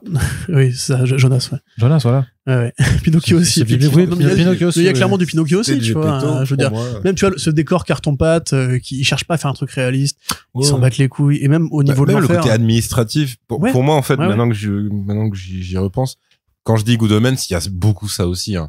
Le côté administration de la mort et de la vie post-décès, c'est vraiment ça. C'est vraiment le gag. Après, j'étais pas sûr de moi parce que n'ayant pas lu les comics Dead Boy, je me suis dit mais ça se trouve c'est exactement pareil que non, pour le coup là ça c'est parce que ça c'est Terry Pratchett à balle, le truc, enfin Gaiman Pratchett si on veut, mais le truc de je veux faire ça. Ok, tu dois aller convaincre la meuf dans son bureau qui dit ouais mais t'as pas le formulaire AB13 et en plus tu sens qu'elles sont genre Assad s'envoyer des boules de feu dans la gueule parce que vraiment elle en peut plus et tout. Et tu dis ouais, ça c'est d'ailleurs c'est même par rapport à la résolution que tu décrivais dans les comics, où c'est en fait la mort qui dit ouais bon ok, ces deux petits cons veulent négocier, ils sont à peu près utiles sur Terre, donc laissons-les faire leurs conneries, et puis s'ils outrepassent leur statut, je reviendrai, et là je les emmènerai avec moi. En fait, t'as ça en conclusion d'une autre façon, parce que c'est pas du tout la mort qui truc, mais c'est une sorte de supérieur hiérarchique chelou qui arrive et qui dit oh bah attendez, genre on peut faire des économies, c'est quand même pratique. C'est vraiment un niveau ouais, c'est ça, c'est très le gouvernement qui délègue aux associations ouais, complètement ça, ouais. Mais ouais, pareil, tu vois, tout le côté pourquoi est-ce que c'est autant le bordel, pourquoi il y a autant de morts, bah on te l'explique, tu vois. Enfin, je trouve qu'il couvre un petit peu pas mal d'angles qui pourraient justement passer pour les plot holes, comme on dit. Au global, pareil, il y a un côté un peu sale gamin, dans le sens où, par exemple, t'as les deux personnages qui vont posséder donc Nico, où tu te dis bah voilà, ça c'est l'arc automatique de la semaine entre guillemets. Et après, on les rentabilise, ils servent à rien du tout, sinon, en fait, à être juste des deux connards injurieux, insupportables. Oui, qui roastent tout le monde. Voilà, et toi, tu dis, ça va être relou, et en fait, à la fin, tu te dis, mais, ouais, quelque sympa. part, tu vois, ça apporte un petit côté, je croyais qu'ils seraient utilisés, en fait, pour un truc à la fin, et pas vraiment. Non, pas vraiment, non, c'est juste, ils sont là, quoi. Voilà, c'est de la gratuité dans la méchanceté, tu vois. Moi, ça me déplaît pas. Pareil, toute l'intrigue avec la bouchère et son admiratrice secrète. Ah oui. Et là, tu te dis, mais tu vois, ça, normalement, c'est un arc de filler. Dans les séries, c'est souvent un truc qui bâcle un peu. Et là, en fait, ça prend un enjeu colossal en 2 minutes. Ça devient, le point de tension dramatique de l'épisode. Et tu te dis, what the fuck? Enfin, tu vois, et ça ressemble beaucoup à Doom Patrol de ce point de vue-là, dans ce côté un peu, tout est un peu starbé, le moins de tournant de porte va t'ouvrir un truc que t'as pas prévu et tout. Oui, parce que oui, quand on a dit tout à l'heure que la ville regorge d'intrigues surnaturelles, c'est vraiment au mètre carré. C'est-à-dire, c'est tu vois un phare au loin, sache que le phare, il y aura un épisode entier dessus. Ouais. C'est vraiment, ouais. Alors après, voilà, sinon, évidemment, c'est pas la série de l'année. Je trouve la mise en scène peut-être un peu trop énervée pour rien, tu vois, dès qu'ils ouvrent une porte, t'as 4 plans d'insert sur la clé, la porte qui se tourne, etc. À la Edgar Wright, alors que, bon, tu peux juste ouvrir une porte normalement, hein. Et je pense qu'ils se sont donné cette espèce de mission, justement, de coller à l'esthétique un peu folle de Doom Patrol, ou même des comics qui sont plus psychédéliques, quitte à forcer un peu le bail. Genre, à un moment donné où je crois que c'est Nico qui poste une lettre, pareil, l'ouvre de la boîte aux lettres, truc qui tombe et tout. Oui. C'est super sec, ça sert à rien du tout. Et il y a une débauche d'effets mais pareil, on en parlait hors micro, quand il y a la scène avec les squelettes, par exemple. Et tu vois, c'est de la vraie animatronique, enfin, pas de l'animatronique, c'est des marionnettes, tu vois, de squelettes comme à l'ancienne. C'est des petits effets, tu vois, tu te dis, ah, mais oui, ils ont essayé de varier un peu les techniques, c'est pas que du CGI. Il y a une envie globale de s'amuser avec une perspective qui est tellement en fait ouverte, parce que les Dead Boy en comics, il y a rien quoi comme matériel. Il y a quelques bonnes séries, mais on n'a pas créé en fait cette dynamique de couple, cette dynamique d'équipe qui embarque plus de personnages, qui est feuilletonnante. C'est toujours une aventure. C'est-à-dire en comics, il y a pas du tout ce truc de Edwin qui est gay et refoulé ou quoi? Non. Ah oui, donc ok, c'est vraiment un ajout. Ça c'est Berlanti Productions. C'est Berlanti, oui. Okay. Enfin, on pourrait dire que c'est sous-entendu. Charles, par exemple, c'est clairement un mec qui est un garçon à femme, on va dire, parce que c'est pas un mec qui est en état ou en âge de pouvoir courir les filles dans les bars, on va dire. Mais par contre, non, l'idée qu'il est plus introverti que l'autre, tu vois, c'est la tête et les jambes, quoi. C'est à Fire and Ice, c'est celui qui est un peu plus froid, l'autre qui est plus brûlant et tout. Mais en fait, il y a pas du tout cette espèce de logique de ils vont finir ensemble à la fin, c'est leur destin et tout. Que là, en fait, ça rentre dans une dynamique qui est pareil, très young adult, du triangle amoureux, de je t'aime sans te le dire, de machin et tout. Et au final, comme je trouve que les acteurs le vendent bien, ce qui est curieux, c'est qu'il y en a un des deux qui sort tout juste d'école d'art dramatique, qui avait rien fait en fait avant la série. C'est lequel du coup? Mais je crois que c'est Rex True en fait. J'ai fait une news là-dessus. Charles ou Edwin? Je crois que c'est Edwin. Ah, j'ai peut-être une bêtise. Okay. En tout cas, oui, Edwin, il a rien fait avant. Il a fait un court-métrage. Voilà, c'est ça. Et pour le coup, tu vois, il a ce côté vachement, acteur théâtral en anglais, c'est très maniéré, très guindé et tout.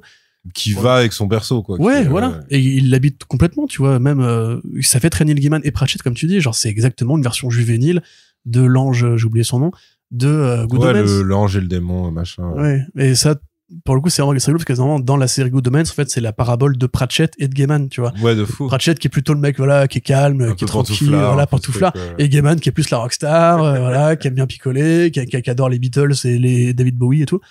Donc voilà, moi en global. Tu veux dire par là que c'est un marginal, c'est ça? Exactement.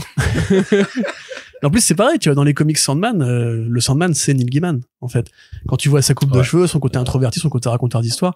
Et donc, il y a toujours cette personnification, et je pense que c'est ce qui marche plutôt bien dans dans la série, même tu vois le fait de prendre Tennant dans la version Doom Patrol pour te dire il y a un petit côté Doctor Who aussi avec après dans la version Doom Patrol, le problème c'est que j'ai pas vu la séquence, mais vu que à un moment je sais pas, bah si c'était pour le tas, donc je me suis retrouvé à chercher des extraits de Dead Boy, et à chaque fois en suggestion j'avais la même vidéo où il est juste marqué The Dead Boy Detective in Doom Patrol, et genre le plan il faisait pas envie, t'avais juste la photo cadrée comme ça des deux, genre un blond, un brun, enfin c'est vraiment un truc nul. Mais ouais. J'espère que c'est mieux que ça, tu sais, quand t'es dans Doom Patrol et tout, parce que là ça avait l'air d'être une apparition qui leur rend pas vraiment honneur. Très franchement, au niveau du budget, Doom Patrol a eu à la moitié du budget de cette série. Hein. Ouais, d'accord. C'est vraiment, c'est des bouts de ficelle, Doom Patrol, pardon. Après là on parle de maquillage sur la gueule de deux acteurs jeunes, c'est pas non plus un truc. Non, mais même en général, c'est pas une série que tu regardes pour la caméra. Hein. D'accord. Il y a quelques effets, c'est un peu starbé, mais grosso modo, c'est vraiment juste, c'est une bande de clowns qui se sont dit, on n'a aucun contrôle créatif, on a des BD bizarres à adapter, on va en foutre partout. C'est Legends of Tomorrow, mais sans les super-héros. D'accord, ok. Mais c'est vraiment juste starbé. Et pour le coup, cette série-là est quand même plus budgétée, on va dire, même si quand même, là, t'as un truc, oui, tu sens quand même. Oui, il y a des petits effets, petits effets. Et pareil, mention pour l'épisode de la boucle temporelle qui est vraiment sympa, tu vois, c'est des trucs pareil, ça repose sur une idée, c'est pas beaucoup d'argent, ça. Ouais, clairement. Dire, t'as, une famille de, ils sont même pas 4, ils sont 3. Ouais, ils sont 4. T'as la mère, 2 filles. Ah oui, non, ils sont 2 enfants. Ouais. Et voilà, tu vois, c'est pareil, ça fait vraiment un côté, détective pour ado, quoi, parce que. Complètement. En fait, la résolution, c'est juste, t'ouvres un placard. Ça fait limite, c'est point and click, en fait, quoi. C'est l'indice, il est là, et tout. C'est ça. Donc, au global, mais ça m'a rappelé à quel point le dernier Ghostbuster est vraiment pas écrit. Parce qu'en fait, moi j'ai lâché l'affaire là. Non mais en fait, t'as tout un délire de. Tu savais que j'ai vu aucun Ghostbusters. Sérieux? Ouais. Arrête. Non mais tu sais, en gros, c'est, j'ai pas à refaire Ghostbusters 2. C'est juste que t'as ce délire de un fantôme bloqué parce qu'il a pas fini quelque chose. Et ça peut être rattaché à un objet. Voilà, juste ça. Okay. Mais sauf que c'est pas du tout utilisé. Oui, c'est classique, ça. Pourtant, c'est très vieux, quand même, comme principe, ça, autour de, des fantômes. Le fantôme qui a un truc à résoudre. L'esprit qui est rattaché à un truc terrestre. Ouais. Eux, là, par exemple, parce qu'à un moment, tu sais, justement, dans cet épisode, tu sais, ça tourne en rond à un moment, sans jeu de mots avec la boucle temporelle, mais vraiment, ils disent, mais attends, si c'est pas ça non plus, du coup, c'est quoi? Et après, ils disent, ok, en fait, c'est un malentendu autour d'une lettre, machin. Et tu te dis, ouais, enfin, c'est pas idiot non plus, tu vois, c'est un truc qui est enfantin en termes de mécanique de mystère à résoudre. Genre, ça pourrait être un point and click ou un truc à la con comme ça. Mais t'as pas l'impression que t'as vraiment un gars qui te prend pour un attardé profond et qui t'agite une pancarte sous les yeux en disant, t'as compris? Parce qu'en fait, tu vois, tu fais, non, c'est bon. D'ailleurs, tous les personnages ne le comprennent pas, ce truc-là. Et puis même le fait d'inclure l'un des Dead Boys dans la boucle, parce qu'en fait, ça lui, symboliquement, c'est son traumatisme aussi. Et, on va dire, physiquement parlant, il se passe un truc, quand il essaye d'intervenir. Non, vraiment, c'était pas idiot, quoi. Mais pareil, les petites séquences en animation, tu vois, que t'es des petites très bien sympathiques. Très chouette. Moi, en fait, il y a plein de petites idées. Comme tu dis, c'est pas la série du siècle. Mais je trouve ça bien intentionné. Et par rapport, justement, à ce que Berlanti Prod nous a habitués à présenter, quelque part, j'aurais envie de dire que ça respecte pas forcément les comics, mais l'esprit original des comics, qui était de faire cette version un peu plus noire des fictions pour ados qu'on voit tout le temps à la télé aussi. Juste à moitié indien, après, c'est pas non plus. Et Véronica Mars, version Bresson, c'est un peu ça, tu vois, quelque part. Ouais, c'est vrai. C'est un peu l'application du même théorème qu'a donné les Dead Boys à la base, donc moi, ça me va. Puis même les trucs, tu vois, genre le Morse, la première fois enfin, le personnage, la première fois qui, au début, j'étais un Morse, fier et voguant dans le truc. Et tu sais que t'as vraiment, il se fait remballe complet. Non, mais on n'a pas le temps, vraiment, on n'a pas le temps pour ton origin story. Ferme-la, donne-nous tel objet et on reviendra, promis. Et après, il se trouve que t'as un personnage qui l'écoute jusqu'au bout et ça se transforme en truc. Alors que tu pourrais dire, non, c'est juste un gag pour se moquer de lui et tout. Et non, en fait, il y a vraiment, donc, tu dis, c'est quand je dis, le mélange, Gaiman-Pratchett, c'est aussi ce truc de laisser très peu de choses au hasard. C'est-à-dire, t'as l'impression que c'est un flot de n'importe quoi. Et quand t'arrives à la fin d'une saison, tu dis, ah oui, non, d'accord, en fait, même ça, même des fois, c'est pour des trucs qui t'intéressent pas. Mais tu dis, mais en fait, ça, c'était pour ça initialement et tout. Ouais, comme la boule magique aussi. Ouais. Après, si, à la limite, il y a un truc, et c'est pour ça que je me demandais si c'était ou pas dans les comics de base, c'est que on va dire, le questionnement d'Edwin sur à la fois sa sexualité et qui il pourrait aimer ou pas, c'est quand même résolu assez rapidos, sauf pour lui, quoi. C'est-à-dire tout le monde sauf lui capte le truc et ils en font pas vraiment un gag parce qu'ils essaient justement de le respecter et tout. Et quand tu dis ok, là il a compris, tu fais. Mais en même temps, il a passé très longtemps avec son pote. Enfin, c'est. Mais comme ils étaient en vase clos, en fait, même un truc très laborieux. Tu sais, mais comme ils étaient en vase clos, en fait, ils se sont jamais interrogés sur est-ce qu'il y a une autre possibilité d'évolution, tu vois. Mais du coup, là, tout arrive inversement. Alors, tout arrive ultra vite. Bah oui. Mais en fait, si tu veux, là, je trouve que c'est plutôt bien écrit aussi. Il faut faire un préquel. Il vient d'une époque, lui, en fait, l'homosexualité. Oui, c'était pas une option, clairement. Voilà, c'est pas une option, c'est une maladie mentale, on va t'envoyer à l'asile et tout.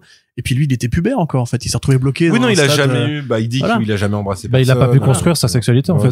Et puis quand tu sors de 70 ans aux enfers, quelque part, peut-être que tu penses pas tout de suite à ça. Je sais pas. Oui, c'est vrai que on n'a pas décrit le truc, mais dans la série, Edwin, son côté guindé, s'explique en premier lieu, non pas parce qu'il est juste genre en mode j'ai un balai dans le cul, mais juste parce que c'est un traumatisé, angoissé de fou, et c'est ça qui le rend maniaque. C'est qu'à chaque fois qu'il y a un truc qui dépasse un peu les bornes, et que du coup Charles lui dit mais genre soit détends-toi, soit mais essaie de comprendre tel personnage.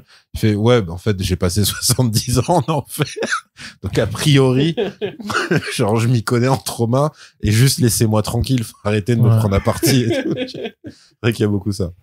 Alors je me permets d'intervenir pour exposer mon avis ou pas? Bon.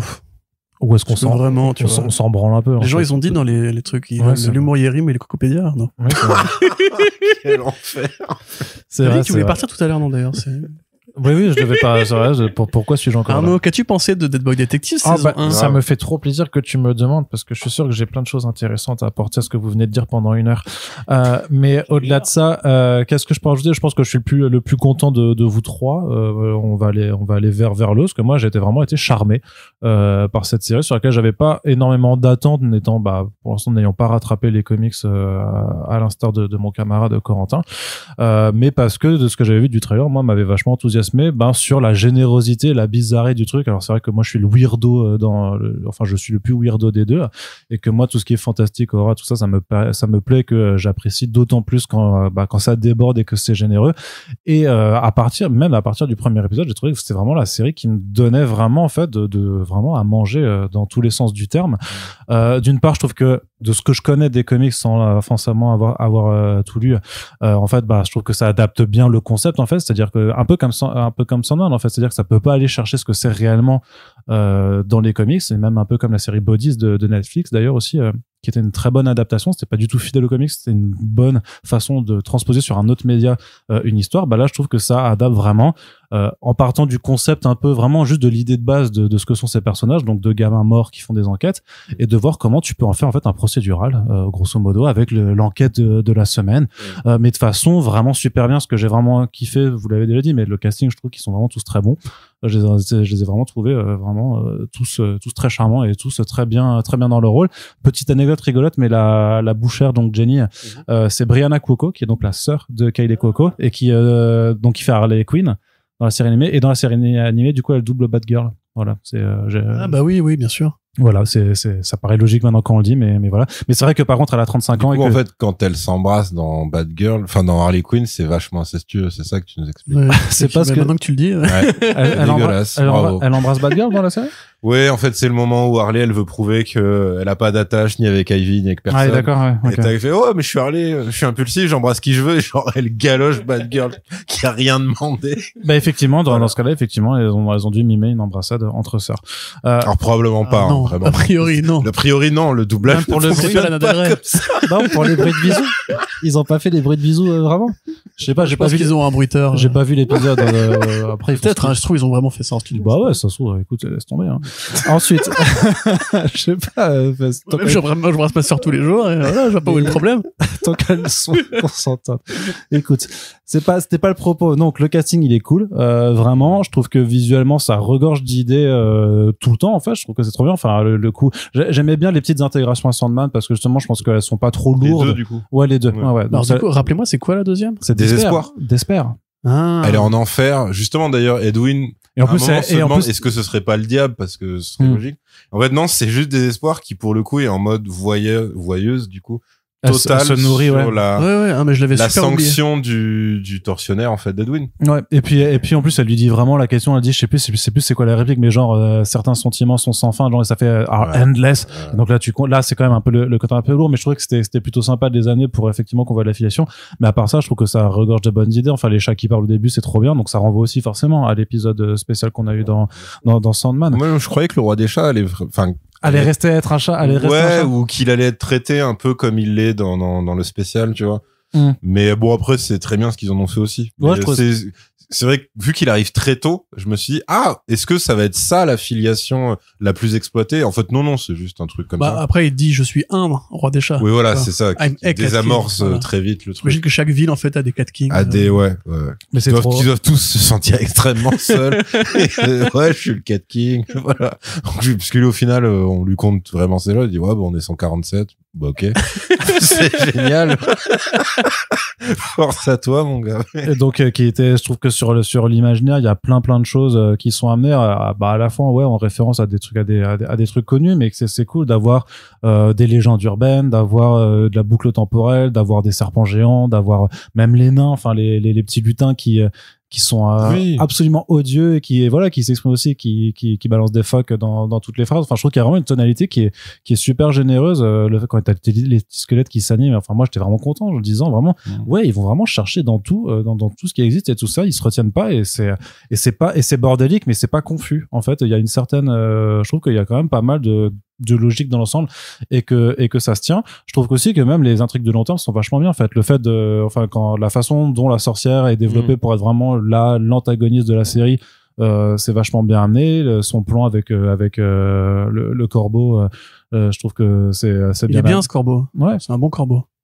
Et parce que pareil, je me suis posé la question par rapport à Sandman, parce que Sandman il a son corbac qui peut communiquer et tout. Je m'étais dit tiens, un petit lien, etc.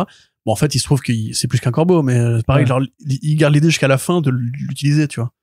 Même quand ça redevient un corbeau. La fin, après, je pense que c'est peut-être justement juste parce qu'on est là pour ce podcast, mais ça m'a fait un peu penser au plan final de Peacemaker, où il y a Ghost qui le petit insecte, du coup, sous sa forme insecte extraterrestre, qui revient. Genre, bon, c'est comme ça, quoi. Il est là, il va bouffer son reste de trucs. Et puis, là, c'est pareil, le corbeau revient à un moment. On dit, bon, il va être là, quoi. C'est un pote, maintenant. C'est un pote. Ça se trouve, je trouvais qu'il y avait, parce qu'on sait que c'est Berlanti, donc, Berlanti, il est très, très inclusif. Donc, il y aura des personnages divers en termes de couleur de peau, en termes de sexualité. Enfin, il y aura des héroïnes et des méchanteux.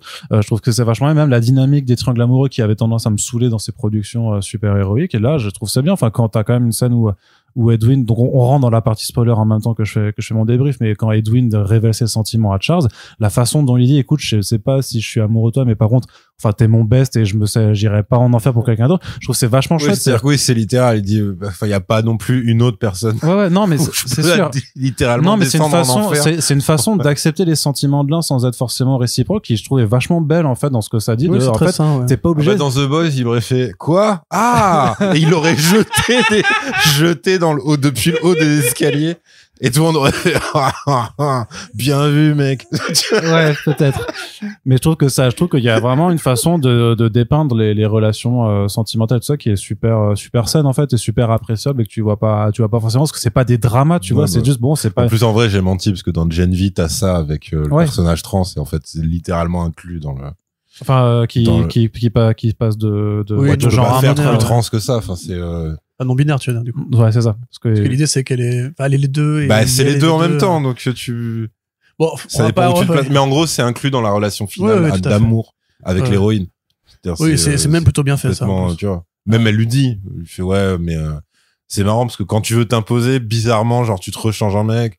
Et quand t'essaies de louvoyer, t'es en meuf et tout, genre t'es toi-même dans des trucs un peu teubés et tout. Ouais. Mais là, non, t'as ça. Et surtout, c'est là, du coup, si on est en spoil, qu'il y a la bête, la vraie grosse monstruosité de la série, enfin de la saison. C'est-à-dire l'enfer personnel de Edwin, c'est quand même se faire courser par une espèce de mini pieuvre, enfin araignée plus que pieuvre, ouais. Donc voilà, qui est monté sur 8 pattes. sauf que avec son des têtes corps, de bébé, c'est que des génial. têtes de bébé qui hurlent. Mais c'est Donc génial. tu fais, ouais, c'est une Et puis vision. elle a des bras de bébé aussi. Et elle a des, oui, il y a des bras qui font comme des dépassent de mandibules. partout. En fait, c'est ça, et ça, c'est très horreur japonaise, hein. Typiquement, Ouais, ça, ouais. c'est du Shinji Mikami, du Resident Evil dans le texte et tout, et c'est vraiment super, mais il y a plein d'inspirations bizarres.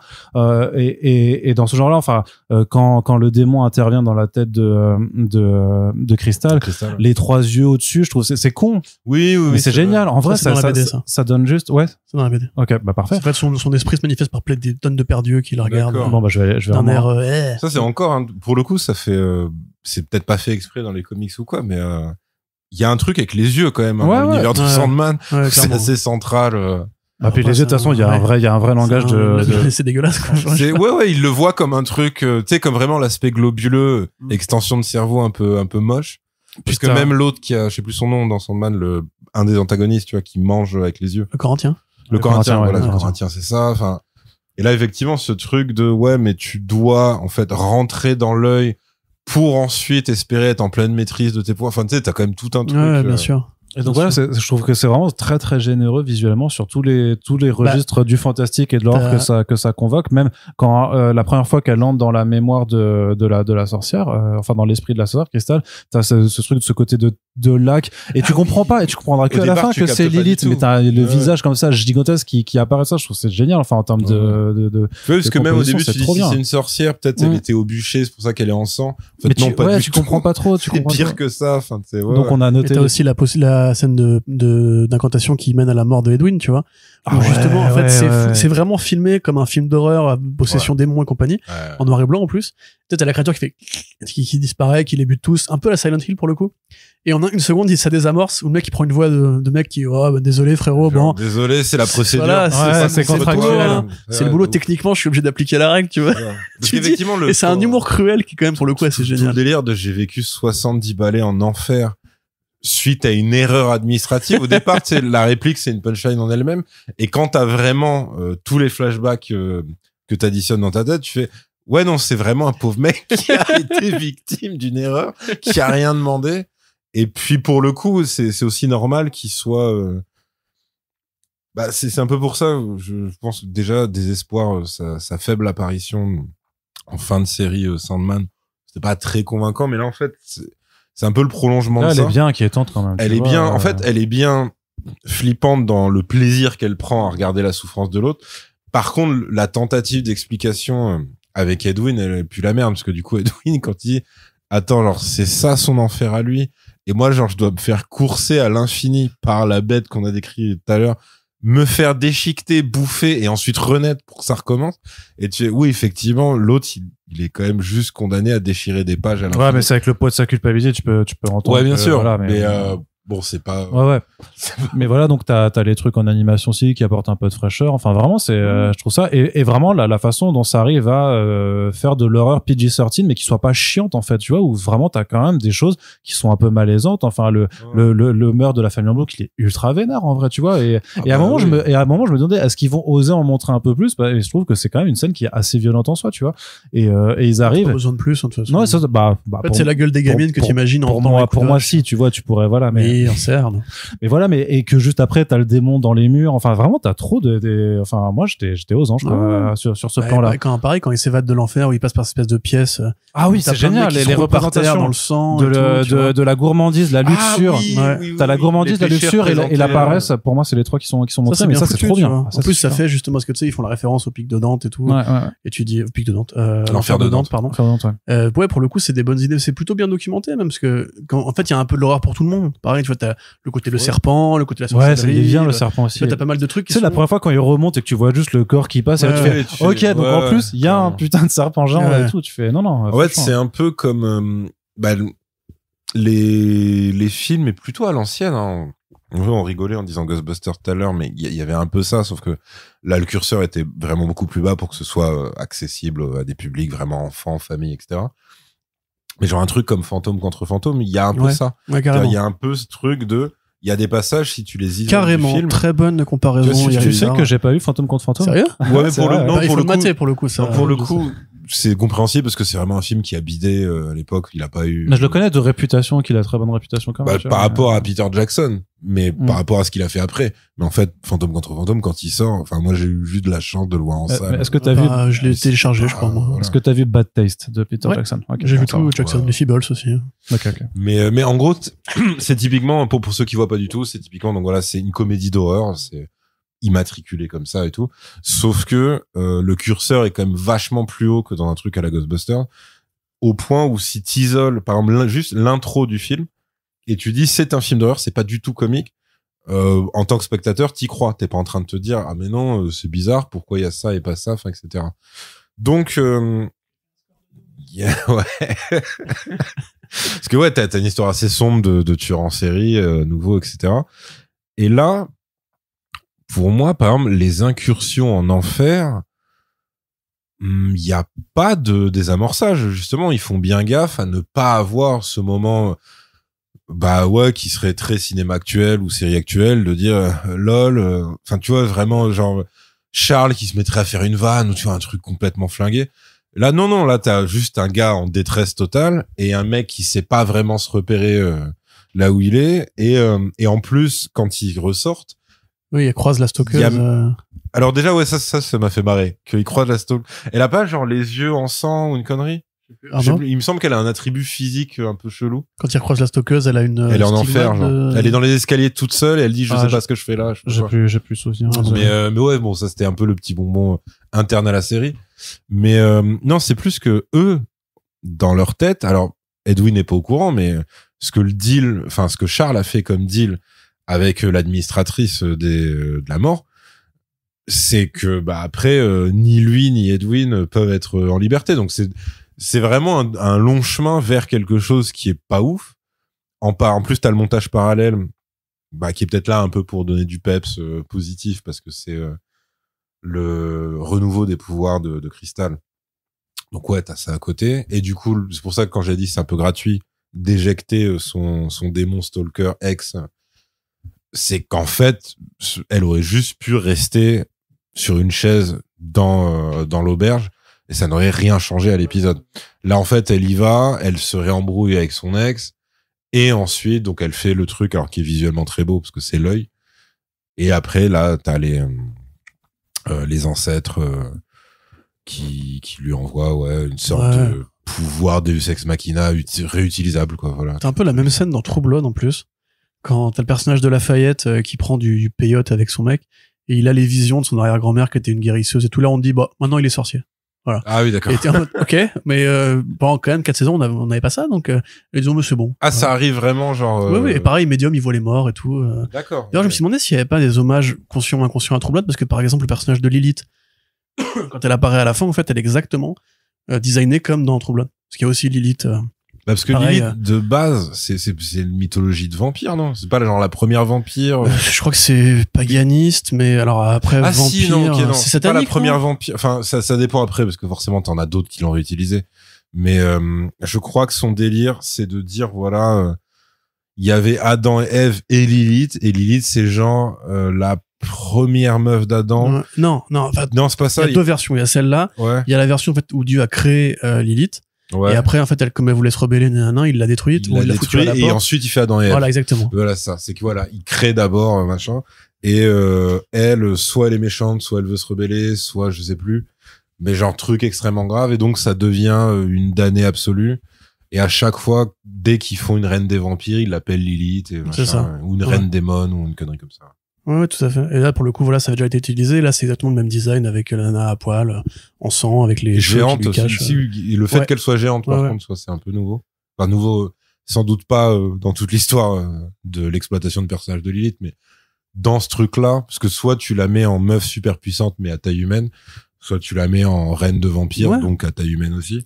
Là, effectivement, quand elle sort, c'est un truc qui se passe. C'est peut-être là où tu sens qu'il y a pas assez de bulge non plus. Ah bah oui. C'est que ça devrait être vraiment une dinguerie. Oui, parce que ça, ils l'ont fait. T'as pas d'échelle, quoi. Tu vois une tête qui sort de l'eau. Ça, ils l'ont fait avec le champignon, en fait. Tu vois, avec le super fongique qui, pareil, fait super Ghostbusters. Tu vois, son design, façon Zelda Ocarina of Time, tu vois, c'est vraiment, c'est le gros champignon avec la bouche méchante et les chicots, quoi. Et tu te dis, bon, ok, il y a pas énormément de fric. Mais ça, tu vois, ça passe. Tu te dis, ouais, voilà, c'est l'horreur un peu Halloween, l'horreur plutôt chair de poule, en l'occurrence. Non, pas chair de poule. Plutôt Martin Mystère, justement, que l'horreur. On va mettre vraiment une créature des bois, bien vénère et tout. Et pareil, ça marche quand même plutôt bien parce que l'épisode est plus dans le côté aventure que le côté flip à ce moment-là. Et je sais, l'autre raison inconsciente qui m'a fait penser à Fantôme contre Fantôme, c'est du coup, non, pas la vision de l'enfer, mais la vision de comment tu descends en enfer. Que quand t'as les deux bullies, c'est un système de tentacules un peu dégueu qui se passe et qui les attire, qui était effectivement ce qui se passe quand le couple de tueurs en série à la fin de Fantôme contre Fantôme se fait aspirer. C'est ça, c'est une espèce d'énorme... Alors après, c'est Peter Jackson, donc c'était vraiment beaucoup plus ambitieux, élaboré, parce que c'était, je crois, c'est un truc de la taille d'une planète quand la caméra s'éloigne, mais que avec des tentacules qui ne font que aspirer les gens. Ouais, c'était assez dégueu. Bah, t'as ce truc-là, t'as le côté quand tous les fantômes viennent les voir à leur bureau. Oui, ce côté vachement quotidien et organisé de la vie des fantômes. Pareil, le facteur qui arrête pas de les trouver. Ça, c'est trop marrant, qui est une idée super Neil Gaiman en plus. Ouais. Tu vois, ce côté, en fait, les morts, ils ont aussi surtout leur qu'il mode lui de vie, demande, quoi. parce que le premier truc que Crystal demande, c'est mais attendez, comment un truc, et ça doit être Charles qui dit non, mais on sait pas, en fait. Oui, c'est juste qu'il débarque à chaque fois. fois. Ça, il débarque et tout ça. Ah oui, c'est organisé, c'est tout. D'ailleurs, il lui redemande à la fin, parce qu'ils en peuvent plus, et le mec, sa seule réponse, c'est de pouffer de rire, et il retraverse un mur, et tu fais, bon, bah, ok. Pareil, le fantôme qui a la gueule qui explose aussi, qui fait très film des années 80. Tu sais, il y en a un qui vient les voir. Oui, qui vient, qui dit j'ai trop mal à la tête, c'est un problème médical, c'est pas une enquête, et puis il revient, il explose et sa tête repousse. Là, c'est pareil, c'est vraiment cet humour un peu absurde, très Ghostbusters aussi, avec le goût et tout, tu vois. Mais tu vois, dans les trucs, par rapport aux comparaisons qu'on faisait, moi, je trouve que par rapport au rythme, en fait, au truc très rythmé, en fait, que moi, j'ai beaucoup aimé aussi, tu disais les 3 plans pour ouvrir une porte, en fait, moi, je sais pas, je trouve ça bien, en fait. Le fait que ce soit très du coup, très clippé, en fait. Ouais, très clippé, mais parce que je trouve que dans beaucoup de séries de Netflix, souvent, ça prend tellement son temps et c'est chiant, en fait, parce que justement, c'est des plans fixes ou qui se déplacent à peine. Là, au moins, tu t'ennuies jamais, les intertitres qui apparaissent aussi pour rythmer le truc, je trouvais ça vachement bien. C'est vrai que c'est pas il y a pas de ventre mou. Ouais, voilà. Et vraiment, et la façon dont le rythme était construit avec les enquêtes, ça m'a vraiment fait penser à une autre série Netflix, je sais pas si vous l'avez vu, mais l'adaptation des Malheurs des orphelins Baudelaire. Oui. Et je trouve que ça ressemble vachement à ça, en fait, cool, dans la dynamique aussi, avec aussi plein de personnages très excentriques, et voilà, des situations avec plein de monstres aussi, et aussi ce même rythme très, mais ils ont cette école chez Netflix un peu contre grimaçant, qui marche plutôt bien avec des gosses et tout, c'est comme, tu vois, merde, j'ai un trou dans ma tête, là, maintenant. Bon, autre exemple, c'est comme tu vois le Pinocchio, tu vois, ils aiment bien ce côté un petit peu prendre de l'imaginaire un peu sorcière, un peu fantaisiste et compagnie, ou même Hilda, tu vois, il y a des proximités avec la petite ville très isolée, portuaire. Même en animation, il se passe 1500 trucs. Ça leur arrivait de le faire, genre Nimona, c'était un petit peu ce délire-là, quand tu regardes vraiment ce que veut dire le film, quoi, tu vois. Il y a le monstre qui en fait est super gentil, parce que c'est Nimona, quoi, etc. Ouais, c'est vrai qu'ils ont eu une période comme ça, qui est assez aléatoire, enfin, je pense que c'est peut-être pas une ligne édito ou quoi, mais c'est un truc qu'ils ont l'air de vouloir jouer comme Netflix, c'est algorithmique, donc ils regardent ce qui a marché, ils se disent qu'est-ce qu'on a de tu vois, genre Wednesday, c'est clairement un truc qui a été fait parce que Sabrina a fonctionné juste avant, tu vois. Enfin, oui, parce qu'ils sont sur des logiques de franchise avec la famille Adams et tout ça. Et puis de démographie, je te dis, ils ont un public, ils ont en tête, ils font une grosse prod américaine avec un quarantenaire musclé qui pète des gueules dans un pays chaud pour Tyler Rake. Voilà, Tyler Rake pour les mecs qui viennent de barbecue, et pour les ados qui se cherchent un petit peu, ils font des genres de productions là. Mais là, en l'occurrence, c'est plutôt hybride parce que justement, je trouve que c'est quand même mieux foutu que la série Netflix lambda. Tu vois, on a eu d'autres séries un peu adolescentes et compagnie. Là, on sent quand même que c'est une prod Warner Bros Télévision, que quelqu'un a vraiment lu ou ouvert une BD pour la faire et a pas juste acheté le droit comme pour Daybreak, tu vois. Daybreak, on s'est dit, bon, on va faire une série de lycéens dans un monde de zombies. Oui, mais attends, il y a une BD qui parle un peu de ça. Daybreak est vraiment très bien. Daybreak, c'est pareil. C'est juste que c'est pas une adaptation. C'est le côté Ferris Bueller qui te fait dire ça. Ouais, mais aussi la narration, en fait. La narration, le rythme. Mais disons, un jour, on fera un podcast sur Daybreak. Mais tu sais que les gens réclament des rétros off-screen, donc franchement, Daybreak, moi, je serais chaud, parce que c'est vraiment une série que j'ai vraiment, vraiment aimé. Tu vois, je te dis, c'est lui rédac chef maintenant, en fait. Mais non, mais après, quand Arnaud, il m'a balancé genre juste 3 screens de la BD, ah ouais, ok, ça n'a rien à voir. C'était juste, il m'a balancé un truc avec un gamin tout seul devant un feu de camp avec un bras en moins. J'ai fait, ah ouais, non, effectivement, on n'est pas exactement dans le même ton, quoi. Ouais. Non, pas du tout, là, pour le coup, mais après, par contre, je sais pas comment ça s'explique, pour Dead Boy Detective, si c'est peut-être aussi pour pas faire, trop tâche si jamais ça se passait mal par rapport à Sandman, parce que Sandman, il y a un boulot esthétique quand même qui était qu'on aime ou pas pour le coup, mais qui est visible. Donc si t'arrives en disant nous on est dans le même univers et que ton truc ressemble, comme tu dis, à une série Netflix adolescente lambda, bon là par contre, encore une fois, qu'on aime ou pas, le décalage, il est un peu vénère et tout. Donc là, tu sens que le boulot qui est sans doute bâclé parce que pas assez d'argent sur les couleurs, moi, je l'ai identifié à ça. Je me suis dit, mais en fait, c'est pour ça qu'ils ont mis un minimum de soin là-dedans. C'est pour pas non plus que tu déboules. Imaginons, t'es un spectateur guidé par l'algorithme Netflix, t'as fini un épisode de Sandman, tu te mets ça pour tester. Genre, si t'as vraiment un truc dégueulasse, je pense que limite ça t'agresse, parce que tu fais, non, c'est pas possible. Et même pour le côté sombre, en fait. Parce qu'il y a des épisodes qui sont pratiquement en plein jour, pas tout le temps, mais les 2/3 de l'épisode sont en plein jour. Mais c'est toujours un peu sombre. Il y a toujours une espèce de filtre, alors qui peut s'expliquer par le côté, c'est une petite ville anglaise, il n'a jamais l'air de faire beau un seul jour dans l'année. C'est l'Angleterre. Voilà. Mais t'as aussi le parti pré-esthétique, le truc, j'ai plus assez en tête, mais des fois t'as l'impression que t'as limite un filtre verdâtre. Mais c'est le cas. Un peu dégueu, tu vois, mais c'est exprès, quoi. Filtre, donc t'as ça. Et après, par contre, dans la narration, le truc des cartons, ça c'est très, oui. Pour le coup, c'est très années 2000 régurgité. Années 2000 régurgité avec une narration qui se veut jeune et cool. Mais qui t'en envoie pas. Typiquement, Daybreak faisait ça. Mais alors, il faisait ça même jusqu'à la voix off et tout. Mais pour le coup, là, c'est pas surutilisé non plus. C'est-à-dire, t'en as, 3 par épisode. Le seul truc où ils se permettent de s'en amuser, c'est avec les titres qu'ils mettent, le texte, en fait. C'est-à-dire, quand je sais plus, j'en ai plus assez en tête, hein, mais des trucs très premier degré, en fait, pour décrire. Genre case close de.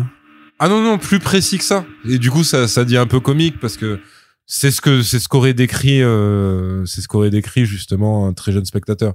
Alors là, il va se passer ça et ils te mettent littéralement, maintenant il se passe ça. Ouais. Tu vois, il y a un ça la It's Always Sunny in Philadelphia, quoi. Ouais, il y a ça. Après, en vrai, je veux dire, Tarantino le faisait dans Pulp Fiction. Oui, bien sûr. L'histoire de la montre du truc, qui est, tu vois, l'espèce de chapitre faussement déstructuré et tout. Donc, mais ça, c'est le côté leur volonté de coolitude, mais qui est pas trop envahissante. Parce que s'ils avaient fait ça, pour le coup, ça aurait donné une voire 2 voix off extrêmement lourdes pendant chaque épisode. C'est-à-dire, t'aurais eu une sorte de battle tout le temps entre Edwin, Charles, Edwin, etc., etc. Et ça aurait été simple à faire, je pense, en termes d'écrit, mais parfaitement insupportable, quoi. Et la question pour un peu ouvrir sur pour ouvrir sur la conclusion, c'est est-ce que vous pensez du coup qu'il y a une saison 2 en perspective? Est-ce que quel avenir vous voyez à cette série? C'est une bonne question parce que c'est vrai qu'on en a tellement peu parlé. Et puis d'habitude quand c'est annoncé, il l'annonce quand même assez rapidos. Ah non, ça par contre, il y a pas non. Franchement, parfois t'attends des mois avant de savoir. Pas chez Netflix, okay. Non, ouais, c'est parce que chez ça Netflix, par tu vois, ils regardent vraiment les chiffres d'audience pendant 6 semaines et là ils prennent leur décision. Sandman, ils ont décidé super tard. Hein. Ouais. Sandman, je me rappelle, mais je me disais que ça s'expliquait par le très haut budget quand même de la série. Là où celle-là est quand même plus, tu vois, à échelle plus réaliste. En fait, c'est ça qu'il faut savoir. C'est une coprod avec Warner Bros. Je me dis, est-ce qu'il faut pas la aussi... volonté aussi derrière. Il faut savoir combien met chacun. Ouais. Tu vois, si Netflix se dit, bon, par rapport à notre audience, effectivement, on a déjà Wednesday qui cible une démographie, nanana. Est-ce que c'est rentable pour nous de remettre... Wednesday cartonne vraiment, quoi. Mais là, c'est pas alors que c'est moins bien, selon toi. C'est moins bien. Oui, non, mais c'est pas selon Yerim, c'est moins bien, c'est tout. Je sais pas, j'ai pas regardé. C'est moins bien, c'est objectivement moins bien joué aussi. Tu sais que j'ai pas regardé Wednesday? C'est pas grave. Okay. Non, mais c'est pas grave du tout. Ah, c'est pas, ah bon? Non, après, avec ces personnes, parce qu'elle a eu vraiment beaucoup de succès, j'ai même beaucoup de potes qui l'ont apprécié. Moi, qui suis fan des films La Famille Adams de Barry Levinson, ça a rien à voir. Enfin, c'est vraiment beaucoup plus premier degré. Ouais. C'est beaucoup plus, c'est vraiment Sabrina, quoi. C'est l'école des sorciers. Ils l'ont mise vraiment dans une structure il y a un mystère à résoudre. Voilà. Et en plus, pour elle, c'est même pas à chaque épisode, et puis t'as un fil rouge. Non, c'est que t'as un mystère résolu à la fin. Ils jouent, en plus, eux, ils ont le bonus nostalgie. Alors, c'est Netflix avec la nostalgie, donc c'est vraiment pas subtil du tout. Il y a un personnage qui est joué par Christina Ricci.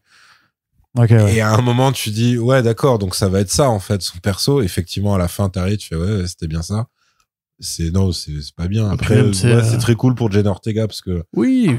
Si je l'avais pas vu dans Scream et dans ça, peut-être ça aurait été une énième meuf, qui aurait eu beaucoup plus de mal et qui aurait mis beaucoup plus de temps à percer. Mais ouais. Là, effectivement, c'est sa série, c'est elle qui porte, alors. Ah, bah, elle est très bien. 300% des épisodes, c'est elle. Et elle est arrivée quand même à dégager un peu d'émotion dans un truc qui est écrit à la truelle. Tu vois le personnage de la chose, la main toute seule qui est autonome. Genre, elle arrive à te faire un truc ultra émouvant quand elle pense que la chose est morte. C'est-à-dire qu'elle trouve la main plantée et tout, machin. Et là, tu fais, ah, ok. C'est genre, elle peut faire ça. C'est vrai que de base, c'est pas une mauvaise actrice, en fait. Mais non, toute la série Wednesday, c'est en plus, c'est un truc qui déconne dans le parce que c'est aussi une adaptation de comics de Adams, parce que c'est des illustrations aussi au départ. Ah oui, c'est de Monsieur Adams, Charles Adams. Juste parce que le concept de base, c'est une famille bizarre. Deux monstres fantastiques, on va dire, qui se confrontent à la société américaine. Et c'est ça le côté satirique. Et justement, là, c'est l'inverse. Le film de Levinson fait ça exactement, dans le 1 comme le 2. C'est en mode... D'où l'oncle fétide qui, de base, est un mec normal avec des gros guillemets, et qui veut se fondre dans cette famille. Exactement. Et les valeurs de la famille Adams, en tout cas la famille Adams 2, toujours de Levinson, c'est une répétition du 1, sauf que cette fois, c'est une meuf qui veut michetonner fétide. C'est ça. Du coup, il la ramène dans la famille. D'ailleurs, un peu l'énergie de la sorcière de Dead Boy, quelque part, tu vois. Ouais, un peu, ouais. Je suis un peu une malade mentale, mais je le vis bien, tu vois. Ouais. C'est vrai qu'il y a ça. Et donc, du coup, je pense que c'est ça que tu voulais dire, c'est que Wednesday renverse complètement cette logique sans comprendre, en appelant Burton et en lui disant, bah, à ce moment-là, faisons un institut pour gens bizarres, et puis on va dire qu'à un moment, il y a un mystère les autres. Donc, tu dis, c'est voilà. Donc sur Dead Boy, sur Dead Boy, alors je te dis, moi, ça va vraiment dépendre de qui a financé la série. On sait il y a eu un truc nul sur la sorcière. Ouais. C'est dernier épisode, quand Crystal apprend le vrai passé de la sorcière par le Cat King. Et qu'elle invoque Lilith. Non, justement, et qu'elle dit, ouais, mais en fait, je sais que vous vous êtes fait trahir là, il y a longtemps, et qu'elle essaie de la rendre gentille un peu. Ouais, mais là. Ce qui est étrange, c'est que ils font jouer la sorcière comme si ça pouvait vraiment l'atteindre. Alors tu dis, bah non, elle s'en bat les couilles. Oui. Et en fait, c'est juste que quelqu'un... C'est Nico qui se fait Nico, en fait, un bruit. Essaie de faire un truc, elle rate son attaque. Elle fait tomber le truc avec lequel... Oui, parce qu'elle essaie de délivrer Edwin. Edwin. Donc, elle fait une gaffe. Et là, l'autre se dit, ok, c'était une ruse depuis le début, vous mourrez pas. Et ouais, mais en même temps...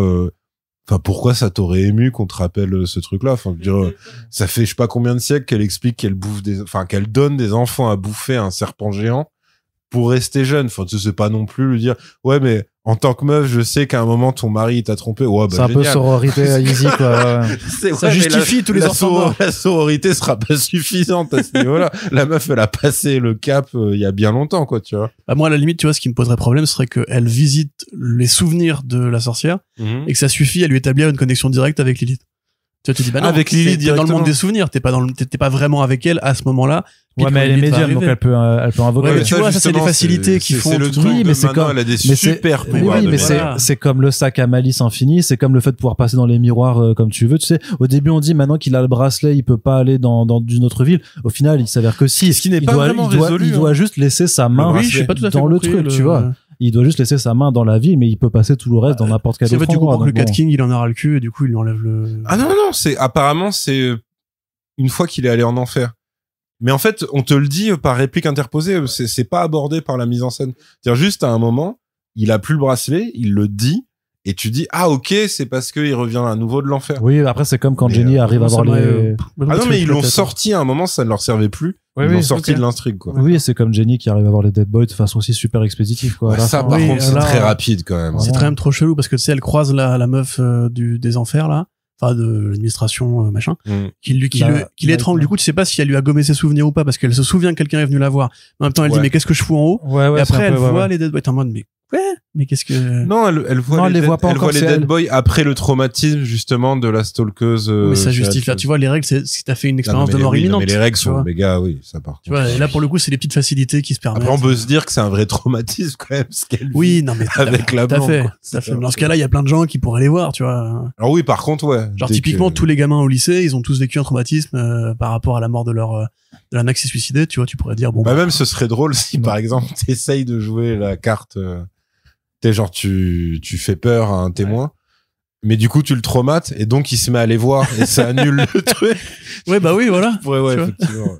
Mais donc, ça dépend donc de qui a financé la série. Qui a financé, ouais. Je pense que c'est vraiment un algorithme qui va décider, en fait. Ouais, ça va être parce que Netflix, là, récemment, il y a eu beaucoup, notamment d'adaptations de comics, de séries qui ont été mises en branle, tu vois, comme October Faction ou V-Wars et tout. Ouais, mais attends, Et, là, tu parles de trucs qui ont été arrêtés il y a 4 ans, quand au moment même où c'est sorti. Mais attends, de leur point de vue, eux, ils peuvent le mettre dans la même catégorie horreur petit budget, tu vois. Oui, mais c'est plus récemment, ça, c'est des trucs qui ont été des fours complets et qui, ça fait. Là, si tu veux. Là, je suis sûr qu'il y a même des gens. Non, mais attends, mais là, il y a clairement des gens, à mon avis, qui nous écoutent, qui font « Ah bon, V-Wars, October Faction, ça existait, vraiment. » Oui, d'accord, mais dans ce cas-là, aujourd'hui, il y a plus beaucoup de séries. Non, par contre, ce que tu peux dire, très loin, tu vois. Oui, ce que tu peux dire, par contre, c'est qu'on est dans une période où ils ont quand même coupé, enfin, ils ont décidé c'est marche ou crève maintenant. de conclure Sweet Tooth, de conclure Umbrella Academy, alors que c'était des succès. Ils auraient pu prolonger sûrement peut-être d'une saison supplémentaire, mais en tout cas, ils ont décidé de Sweet Tooth, ça m'étonne moins, mais Umbrella Academy, ils étaient peut-être arrivés au bout, non? Bah, Sweet Tooth aussi, ils arrivent au bout, hein.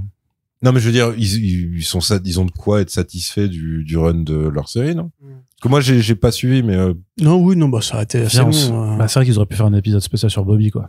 Ah, non, mais ça, c'est Sweet Tooth. Mais non, je pensais à Umbrella, moi. Umbrella, bah, non, de toute façon, ils sont allés plus loin que les comics, en fait, techniquement. Parce qu'il y a que 3 volumes de la série. De toute façon, c'est une réalité industrielle que maintenant Netflix a plus les comptes qu'ils avaient à l'époque où ils rachetaient tout et où ils finançaient les films caprices de grands metteurs en scène.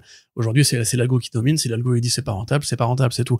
Et c'est pour ça que Sandman, qui est quand même, fédéré des millions de gens, ils sont quand même dit, ouais, mais on a 95% de rentabilité, est-ce que ça vaut le coup et tout? Ouais, non, et voilà où on en est. Donc, là, Gaiman a été assez transparent d'ailleurs en plus. Oui, bien sûr. Oui, ça a cartonné. Par contre, ça a peut-être pas assez cartonné, voilà. Ouais. Et donc, partant de là, bah, c'est, en fait, il faut regarder, tu sais, ils mettent en ligne les courbes alors, leurs chiffres truqués, ils les mettent en ligne pour savoir qu'est-ce qui a le plus marché sur tel territoire, telle semaine et tout, et compagnie. Mais ça veut rien dire, en plus. Et après, c'est pas des métriques fiables. Manipuler les chiffres pour les nuls. Alors, mais gros, chaque mois, t'as des records battus. Enfin, oui. Oui, ça a rien à voir. Et même quand ils disent, si t'as vu 6 minutes ou je sais pas quoi. Oui, et en plus, chaque semaine. Après, c'est pas les seuls, les autres services font ça. Bien sûr. Non, le truc, c'est que chaque semaine, il y a quelque chose qui est le nouveau numéro 1 dans le world, tu vois. Genre, machin truc est le number 1 in the world this week, je sais pas, mais ça ne veut rien dire, en fait, parce que ça, c'est dire que c'est le plus regardé, mais si, je veux dire, ça pourrait être le truc le plus regardé s'il y avait seulement que 50 personnes qui ont regardé, parce que simplement, il y en aura que 48 qui ont regardé le deuxième truc. Prime Vidéo font beaucoup ça aussi. Ouais, mais c'est qu'ils ont un catalogue moins étendu. Oui, mais si tu sors le bon truc au bon moment, tu peux dire on est numéro 1 dans tel et tel pays. Ça veut rien dire. Tu fais ouais, ok. Donc oui, j'imagine que par exemple Fallout. Mais en plus, ce qui est très con dans la stratégie de Netflix, c'est que ils ont déjà le parc d'abonnés. Ils ont pas besoin d'avoir plus d'audience. Ce qu'il faut, c'est de la fidélisation parce qu'ils ont de la concurrence maintenant. Oui, c'est plus ça. Il faut des produits que tu te dises, ok, je vais rester chez Netflix parce qu'il y aura. T'as la problématique de la pub aussi avec les gens qui râlent. Voilà. Regarde Prime par exemple, dans la publicité est arrivée aussi, mais The Boys ça coûte super cher. Les mecs ils continuent à faire des spin-offs parce qu'en fait les gens chaque année ils veulent voir la suite de The Boys. Après des spin-offs, ils en ont fait un. Non, il y a Mexico qui arrive aussi. Ouais. Ah, d'accord. En live. Et Diabolical. Et Diabolical en animation. Alors, Diabolical, ils avaient déjà fait une saison entière et tout. C'est très mais bien. Oui, il y aura The Boys Mexico. En live. Ouais. Ok. Los Muchachos Mexico. Los Muchachos Mexico. Du coup, voilà. Après, moi, si on devait avoir une suite, bah, écoute, je suis partant. Parce que quelque part, encore une fois, on sort du domaine de fans de comics. Là, c'est une bonne série télé. Ouais, c'était sympa. Il y a pas besoin d'être fan de BD pour la lire. Est-ce que ça a vocation à venir s'accrocher ses wagons à la locomotive Sandman? Je pense pas, personnellement. Cela pourrait se croiser sans plus. Ouais, les personnes filer un coup de main si Sandman disait on leur met un petit caméo, voilà. Les personnages pourraient venir dans la saison 2 de Sandman, tu vois. Parce que là, c'est en tournage. Non, pas pour enfin, je sais pas. Ça peut-être fini de tourner, je sais pas. Ouais. Enfin, je les verrais mal, du coup, rajouter les Dead Boys juste pour la gamelle, quoi. Enfin, techniquement, en plus, dans Sandman, ils sont pas ultra présents ni utiles. Vu qu'ils vont adapter Season of Mist et que c'est là-dedans qu'ils sont apparus, je pense que ce serait tout à fait logique qu'ils fassent un caméo. Oui, non, c'est vrai. Bah après, ils sont apparus, je pense que pour leur origin story. Ce serait l'équivalent des caméos de l'univers Sandman, de la série Sandman. Oui, à l'inverse, bien sûr. C'est l'équivalent. À un moment, ils sont là. On les salue, etc. C'est en cours de tournage, mais après. Et puis il y a d'autres fantômes dans l'univers Sandman que tu peux raccrocher. Mais après, voilà, bref. Tout ça pour dire, moi, personnellement, je suis d'accord s'ils font une suite. Comme pour Gen V, je trouve que bah oui, ça exploite bien le côté adolescent et avec intelligence, même quelque part plus intelligemment que des vraies séries adolescentes entre guillemets terre à terre. Ouais, carrément.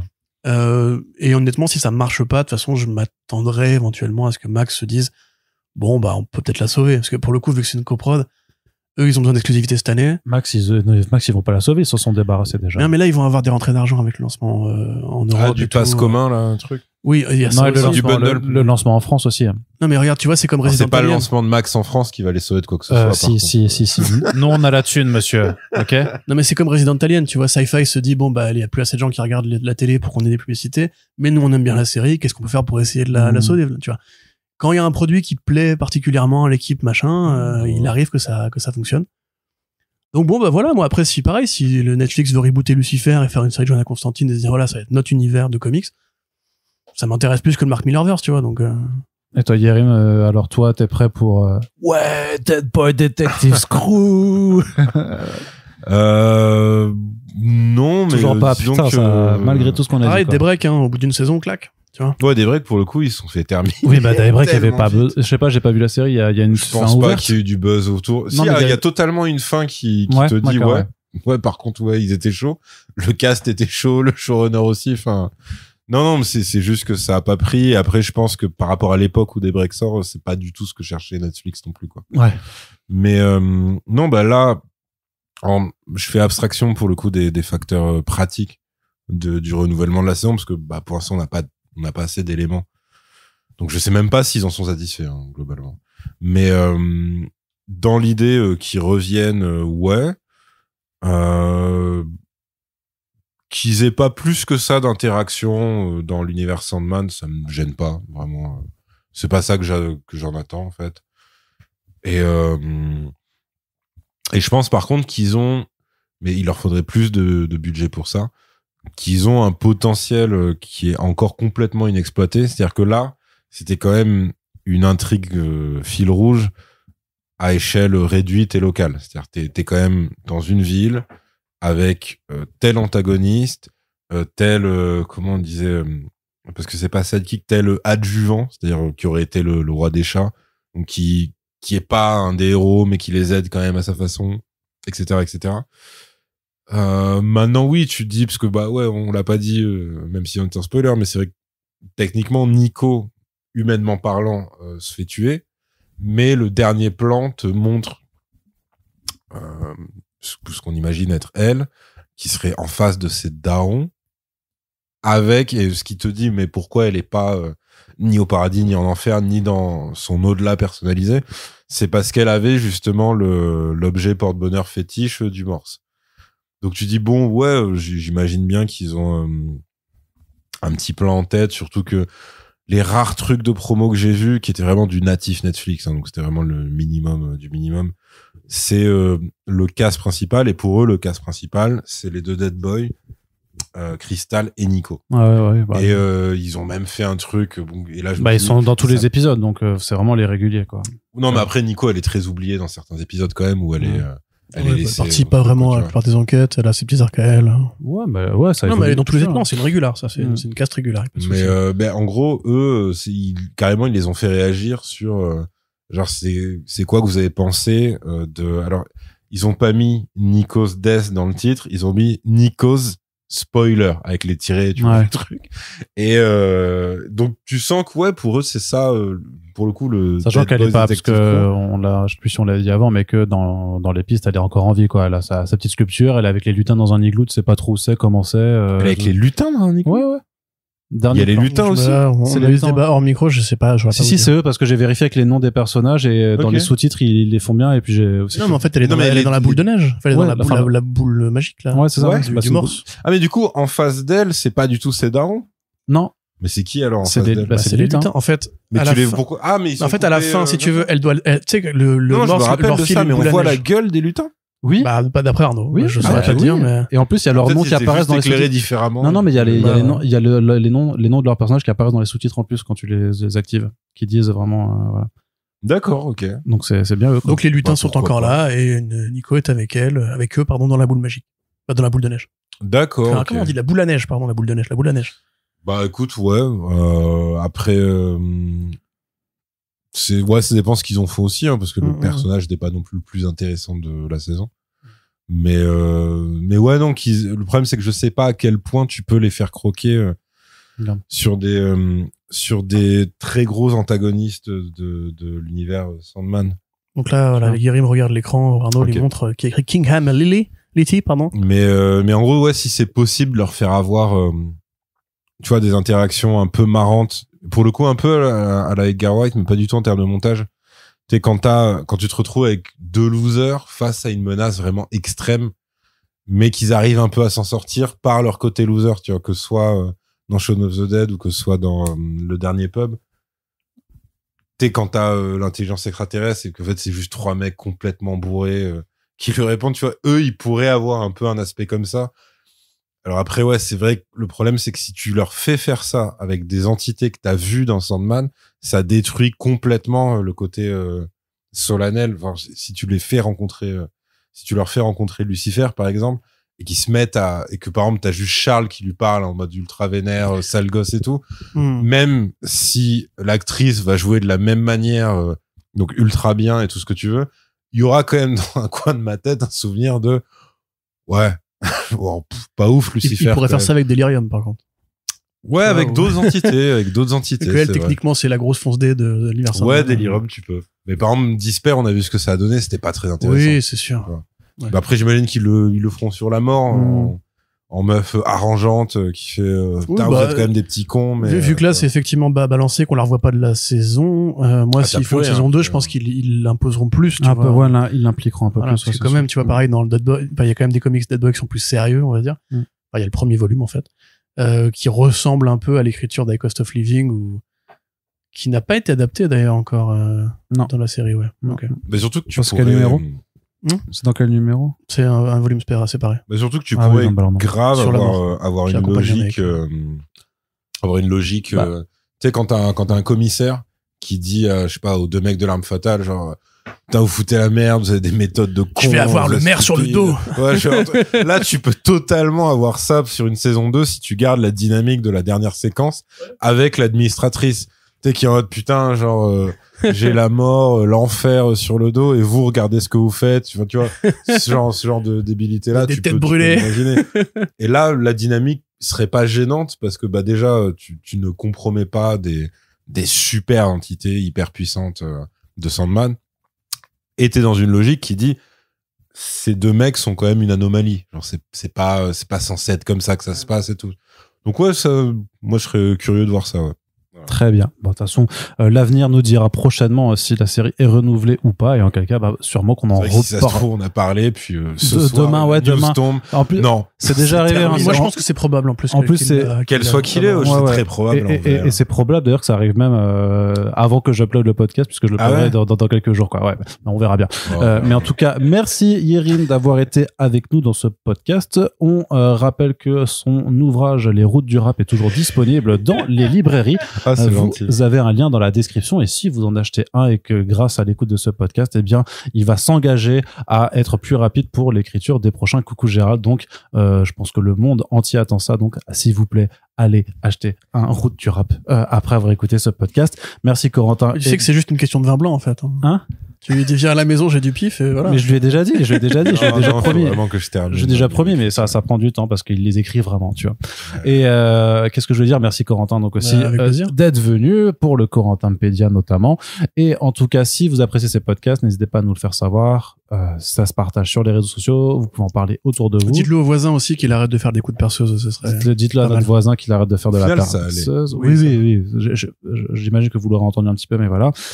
Et surtout, on a également notre Tipeee en ligne si vous voulez nous soutenir sur le long terme. Et on vous rappelle que là, pendant tout ce mois de mai, il y a notre enquête en ligne First Print et vous que vous pouvez remplir. Le formulaire est aussi en lien dans la description. Merci à toutes et tous de nous avoir écoutés. On se dit à très bientôt pour le prochain podcast. Ciao. Salut.